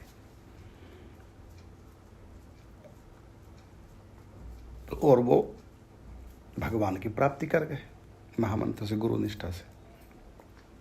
तो मैंने उनका थोड़ा समाधान किया। फिर उसने रो रो कर एक बात कही कि समाधान नाम जप में तो मेरा हो गया कि राम के स्थान पर महामंत्र करने लगी, समाधान तो हो गया, लेकिन अब इष्ट की बात में मैं बड़ी परेशान हूँ कि मेरे इष्ट राम है और 50 साल तक मैंने उनका भजन किया, लेकिन आपसे कथें सुन सुन के, निकुंज की चर्चा सुन सुन के अब मेरी निष्ठा राधा कृष्ण में तो हो गई, लेकिन राम जी नहीं छूट रहे। न मैं राम के बिना रह पा रही हूँ और न मैं राधा रानी के बिना रह पा रही हूँ। ये मेरे लिए समस्या आ गई। 50 साल भजन किया मैंने राम को, उनसे मेरा प्रेम भी है, तो मेरा उधर राम जी से प्रेम है सीताराम की जोड़ी में, और राधा कृष्ण की जोड़ी में राधा रानी से प्रेम हो गया। अब राधा राम तो जप नहीं सकती और राधा नाम तो, राधा और राम ये तो जोड़ी नहीं है, या तो सीताराम या राधा कृष्ण। ये मेरी मुसीबत। तो अब क्या करूं मैं। उस समय भागवत चल रही थी वहां श्री कृष्ण की महिमा। अब कृष्ण राम दोनों को एक साथ में कैसे पाऊं। ना मैं राम के बिना रह सकती हूँ, ना कृष्ण के बिना, राधा कृष्ण के बिना, ना राम के बिना। अब मैं गोलोक धाम में जाऊंगी कि साकेत में जाऊंगी, ये मेरे लिए मुसीबत खड़ी होगी। ये शंका और ये हर समय मेरे को कुचोड़ती रहती, मेरा होगा क्या। तो मैंने उनको चुप कराया। उनकी भाभी के यहाँ पर भोजन था हमारा दोपहर का, तो वहाँ मैंने उनको सांत्वना दी, चुप कराया और समझाया कि जो राम है वही कृष्ण, आप विश्वास करो। तो कोई अंतर नहीं है गोलोक में, साकेत में कोई अंतर नहीं है ना। जब आपका मन करे गोलोक में चले जाया करो, जब आपका मन करे साकार के, कल्पना ही करनी, सोचना ही, मैंने संकल्प करना, बस तुरंत पहुंच जाओगे। अगर तुम दोनों को एक साथ देखना चाहते हो, दोनों एक ही दो रूप बना देंगे आपके लिए। चाहे इस समय एक उंगली आपकी कन्हैया पकड़े, एक उंगली राम, क्योंकि वृद्ध हो चुकी थी। मैं कहती हूँ आपको राम मंदिर की सीढ़ियाँ चढ़ा देंगे दोनों। तो दोनों मान लो, कोई बात नहीं। एक ही तत्व दो रूपों में आप मान रहे हैं। अब राधा कृष्ण भी तो एक ही तत्व है, हम दो रूपों मानते हैं, राधा और कृष्ण। और सीताराम भी एक ही तत्व है, लेकिन हम उसको दो रूपों में मान रहे हैं ना, सीता और राम। तो ऐसे ही जब हम सीताराम एक होकर भी हम दो रूपों में मान रहे हैं, राधा कृष्ण दोनों एक होकर भी हम दो रूपों में मान रहे हैं, ऐसे राम कृष्ण को भी आप दो रूपों में मान लो। एक ही तत्व दो रूपों में, आप 100 रूपों में मान सकते हैं राम को। तो इसलिए कोई अंतर नहीं। अब वो चुप तो हो गई। फिर उसने बाद में प्रसाद पाया। फिर हमारे साथियों, तब तक राम मंदिर में कथा का समय हो चुका था। अब वहाँ भागवत का कथा चल रही थी। माता बैठी थी श्रोताओं के बीच में, और बगल में ही राम जी का गर्भगृह था, जहाँ सीताराम जी की सेवा होती थी। तो दोपहर का समय पर्दा बंद था और उधर कथा प्रारंभ हो गई। अब माता कथा नहीं सुन पा रही है। उसने जो मुझको बाद में बताया कि मेरा कथा की तरफ बिल्कुल भी ध्यान नहीं, कथा में क्या सुना जा रहा। मेरा तो ये ध्यान है कि कैसे होगा। महाराज जी ने समझाया, लेकिन बात नहीं बन पा रही, वो भाव नहीं बन पा रहा है। तो ऐसा बार मैं सोच रही थी बार बार, और बीच बीच में आंखों में आंसू भी आ जाते थे। और जब 4 बजने वाले थे उत्थापन का भोग लगना, और पर्दा खुला था राम मंदिर का, तो उस समय द्वार खोला गया, पुजारी, पर्दा बंद था, पर्दे के साइड से पुजारी निकल के अंदर गर्भगृह में गया उत्थापन की तैयारी करने के लिए। तो अब पर्दा खुलने वाला ही था, तो माता बार बार ये विचार करी कि मैं इष्ट राम को मानूं, इष्ट कृष्ण को। आज तक मैंने कभी सुना नहीं कि 2 भी इष्ट हो सकते हैं, इष्ट तो हमेशा एक होता है। जबकि मैंने समाधान कर दिया था कि जब राधा कृष्ण एक होकर भी हम 2 रूप मान रहे हैं, तो ऐसी राम कृष्ण को भी एक होकर 2 रूप मान लो, कोई बात नहीं। लेकिन उसके मन में था कि आज तक मैंने कभी सुना नहीं है कि 2 इष्ट भी हो सकते हैं, तो उसका समाधान पूरा हो नहीं पा रहा था। अब ठाकुर जी ने उसका समाधान किया। कैसे? तो उसका ध्यान कथा की तरफ नहीं। अब जब पुजारी जी भीतर गए तो उसी समय उसने देखा कि एक साइड से पर्दा हटा करके राम जी जहाँ करें माता को देख करके, साक्षात, ये नहीं कि सपने में, ध्यान में, समाधि में, ऐसा कुछ नहीं, खुली आंखें, वो रो रही थी। और भीतर पुजारी गए तो तुरंत उसने देखा कि हल्का सा पर्दा उठाकर राम जी माता की तरफ झांक रहे और हंस रहे। ओ माता को तो सिर में रोमांच हो गया, पसीने छूट गए, और कहाँ माता का ध्यान कथा की तरफ है। और अपने आंखों को पहुँचते फिर दोबारा दर्शन झांकी करने के लिए, तब तक देखा कि दूसरी साइड में पर्दे के दूसरी साइड में फिर पर्दा हटा। उस समय कौन थे? ठाकुर जी, मोर मुकुट दान के मुंह बाहर और झांक रहे, माता को हंस रहे देख करके कृष्ण के रूप में। फिर एकदम ठाकुर जी गायब हो गए। फिर लगातार देखती रही, रोती रही, देखती रही कब आएंगे। फिर दूसरी तरफ से, तो पर्दे के एक तरफ से कभी राम जी झांक रहे हैं, वही इधर आकर के कृष्ण के रूप में झांक रहे। एक ही तत्व 2 रूपों में दिखा दिया। क्यों दिखाया? क्योंकि उसका भजन इतना ज्यादा था। यदि तत्व समझ के हम समझ नहीं पा रहे हैं सुनकर भी, तो ठाकुर जी समझाएंगे भजन का प्रभाव। इसलिए का जाना चाहि गूढ़ गति जेऊ, जीह नाम जप जान तेव। यदि कोई परमात्मा का तत्व रहस्य जानना चाहता है, गूढ़ तत्व जानना चाहता है, जो पढ़कर सुनकर नहीं समझ पाए, तो राम नाम जाप करो, प्रभु का कोई भी नाम, अनंत नामों में से, तो वो नाम की कृपा से आप तत्व को जान जाएंगे। देखो माता को जना दिया कि मैं ही राम हूँ, मैं ही कृष्ण हूँ। अब पुजारी जी अंदर बाहर ये ठाकुर जी खेल कर रहे हैं पर्दे में झांक झांके। तो इस तरफ से झांकते हैं तो राम, और इस तरफ से झांकते हैं तो कृष्ण। उसके बाद ठीक 4 बजे पर्दा खुल गया, और जो ही पर्दा खुला तो माता ने विचित्र दृश्य देखा। क्या? राम जी दिखाई दे रहे हैं, धनुष धारण लिए, वो तो भाई रूप है, लेकिन ऊपर से मोर मुकुट ठाकुर जी, और नीचे का सिर वही धनुष धारण, बंसी नहीं, धनुष धारण किए राम जी, जो कि ऑलरेडी पहले से है ऐसा विग्रह में, यही रूप है धनुषवान का, लेकिन मुख श्री कृष्ण का और मोर मुकुट। तो कथा के बाद सब उठ के माता बैठी रोती रही। फिर मैं आया, मैंने उठाया, गले से लगाया। ये था कि भाव में बह रही है। फिर जहाँ राम मंदिर में एक कमरा जो मिला था हमको उसके लिए, तो वहाँ मैं माता को लेकर रो रो कर पूरी बात माता ने बताई। मैंने कहा आज कथा में क्या सुन लिया ऐसा आपने कि अब तक आप चुप नहीं हो रहे? तो उसने पूरा बताया। कथा तो मैंने आज सुनी नहीं ये मेरे साथ हुआ। तो जैसा मैंने उसको बताया, बताने पे पूरा उसका हृदय स्वीकार नहीं कर पा रहा था, समझ नहीं पा रहा था कि 2 इष्ट कैसे हो सकते हैं। महाराज जी ने समझा दिया दोनों एक ही है, लेकिन इष्ट तो 2, राम भी और कृष्ण। मैं साकेत जाऊंगी, गोलोक जाऊंगी, तो राम जी ने बता दिया मैं ही गोलोक में हूँ कृष्ण रूप में, मैं ही राम रूप में साकेत में हूँ। तो उसकी भावना को प्रत्यक्ष में ठाकुर जी ने लीला करके पुष्ट कर दिया। तो उसी माता ने इतने बड़ी संता, देखो और भी वहां कई लीला थी। हाँ बोलो, कुछ कहना चाहते हैं? ठाकुर जी आए थे हाँ, मैं भाई आप ही बताओ क्या लीला थी। ध्यान वाला जी बचपन था इतना तो छोटे तो ये 25-30 साल पहले की घटना है। तो उनको माता जब आ रही थी तो बारिश हो रही थी, रास्ते में ठाकुर जी बालक रूप धारण करके बिल्कुल छतरी लगे मंदिर तक आए। मतलब वो माता जब अपने भाभी के यहाँ से, भाई के घर से जब मंदिर तक आई थी तो अकेली थी, तो छतरी लेकर उसके साथ स्वयं ठाकुर जी और हाथ पकड़ के सीढ़ियाँ चढ़ा के मंदिर तक छोड़ गए थे। उसके अनेक घटना ऐसी। तो रात रात भर जग करके नाम कीर्तन संकीर्तन करते थे। तो उस माता ने फिर रो के अपनी पूरी घटना मुझको बताई कि ऐसे ऐसे लीला हुई। अब मेरा अपराध, मेरे को कहने लगी क्षमा कर दो, मैंने आपकी बात पर पूरा वो नहीं किया, मुझसे अपराध बना है।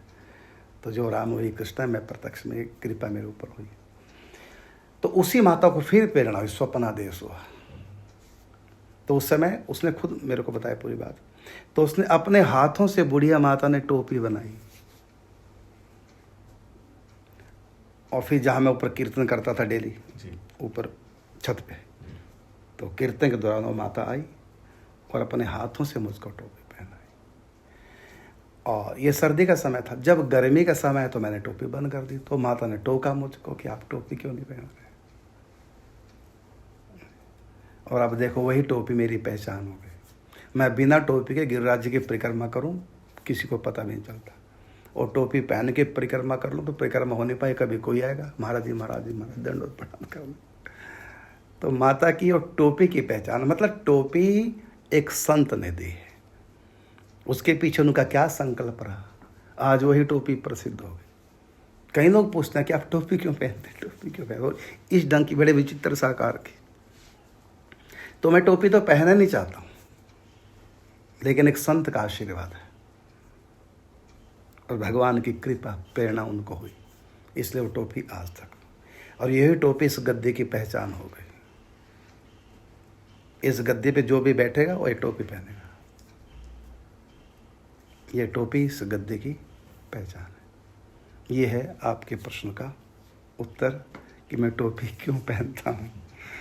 ये कृपा है संतों की और भगवान की, और इससे एक शिक्षा मिलती है इस कथा से कि हम संप्रदायों के नाम से हमारे भीतर इतनी कट्टरवादिता आ जाती है। मैं देख रहा हूँ ये उस कट्टरता पे एक चोट है। हम कृष्ण कृष्ण में भेद कर देते हैं। ये हमारे संप्रदाय में, ये उस संप्रदाय के कृष्ण है, हमारे संप्रदाय के, और एक दूसरे संप्रदाय के मंदिर में जो कट्टर, सब नहीं, गिने चुने ऐसे लोग होते हैं। लेकिन आज जो गिने चुने, कल उनकी संख्या बढ़ सकती है कट्टर लोगों की, इतनी कट्टरवाद। और यहां देखो राम और कृष्ण में भेद नहीं है। जो राम है वही कृष्ण, और माता को दोनों रूपों में दर्शन दे दिया, कोई भेद नहीं। और यहाँ ये अज्ञानता की हद है कि कृष्ण कृष्ण में भेद, वहाँ राम कृष्ण का भेद मिटा दिया स्वयं भगवान, और यहाँ पर कृष्ण कृष्ण में भेद है।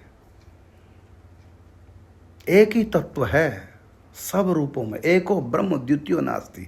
अगर हम भेद करेंगे तो समझो ने वेद का खंडन कर दिया। एको ब्रह्म द्वितीयो नास्ति, परमात्मा एक है, दो चार नहीं। हाँ, उन्होंने रूप अनेक बना रखे। लीलागत भेद हो सकता है, तात्विक भेद नहीं होता। तो राम कृष्ण पंच परमेश्वर हमारे सनातन धर्म में। मानो अपने इष्ट को, लगन लगाओ अपने इष्ट के प्रति, संप्रदाय के अनुसार चलो ठीक है, लेकिन और भी तो संप्रदाय है हमारे सनातन धर्म के।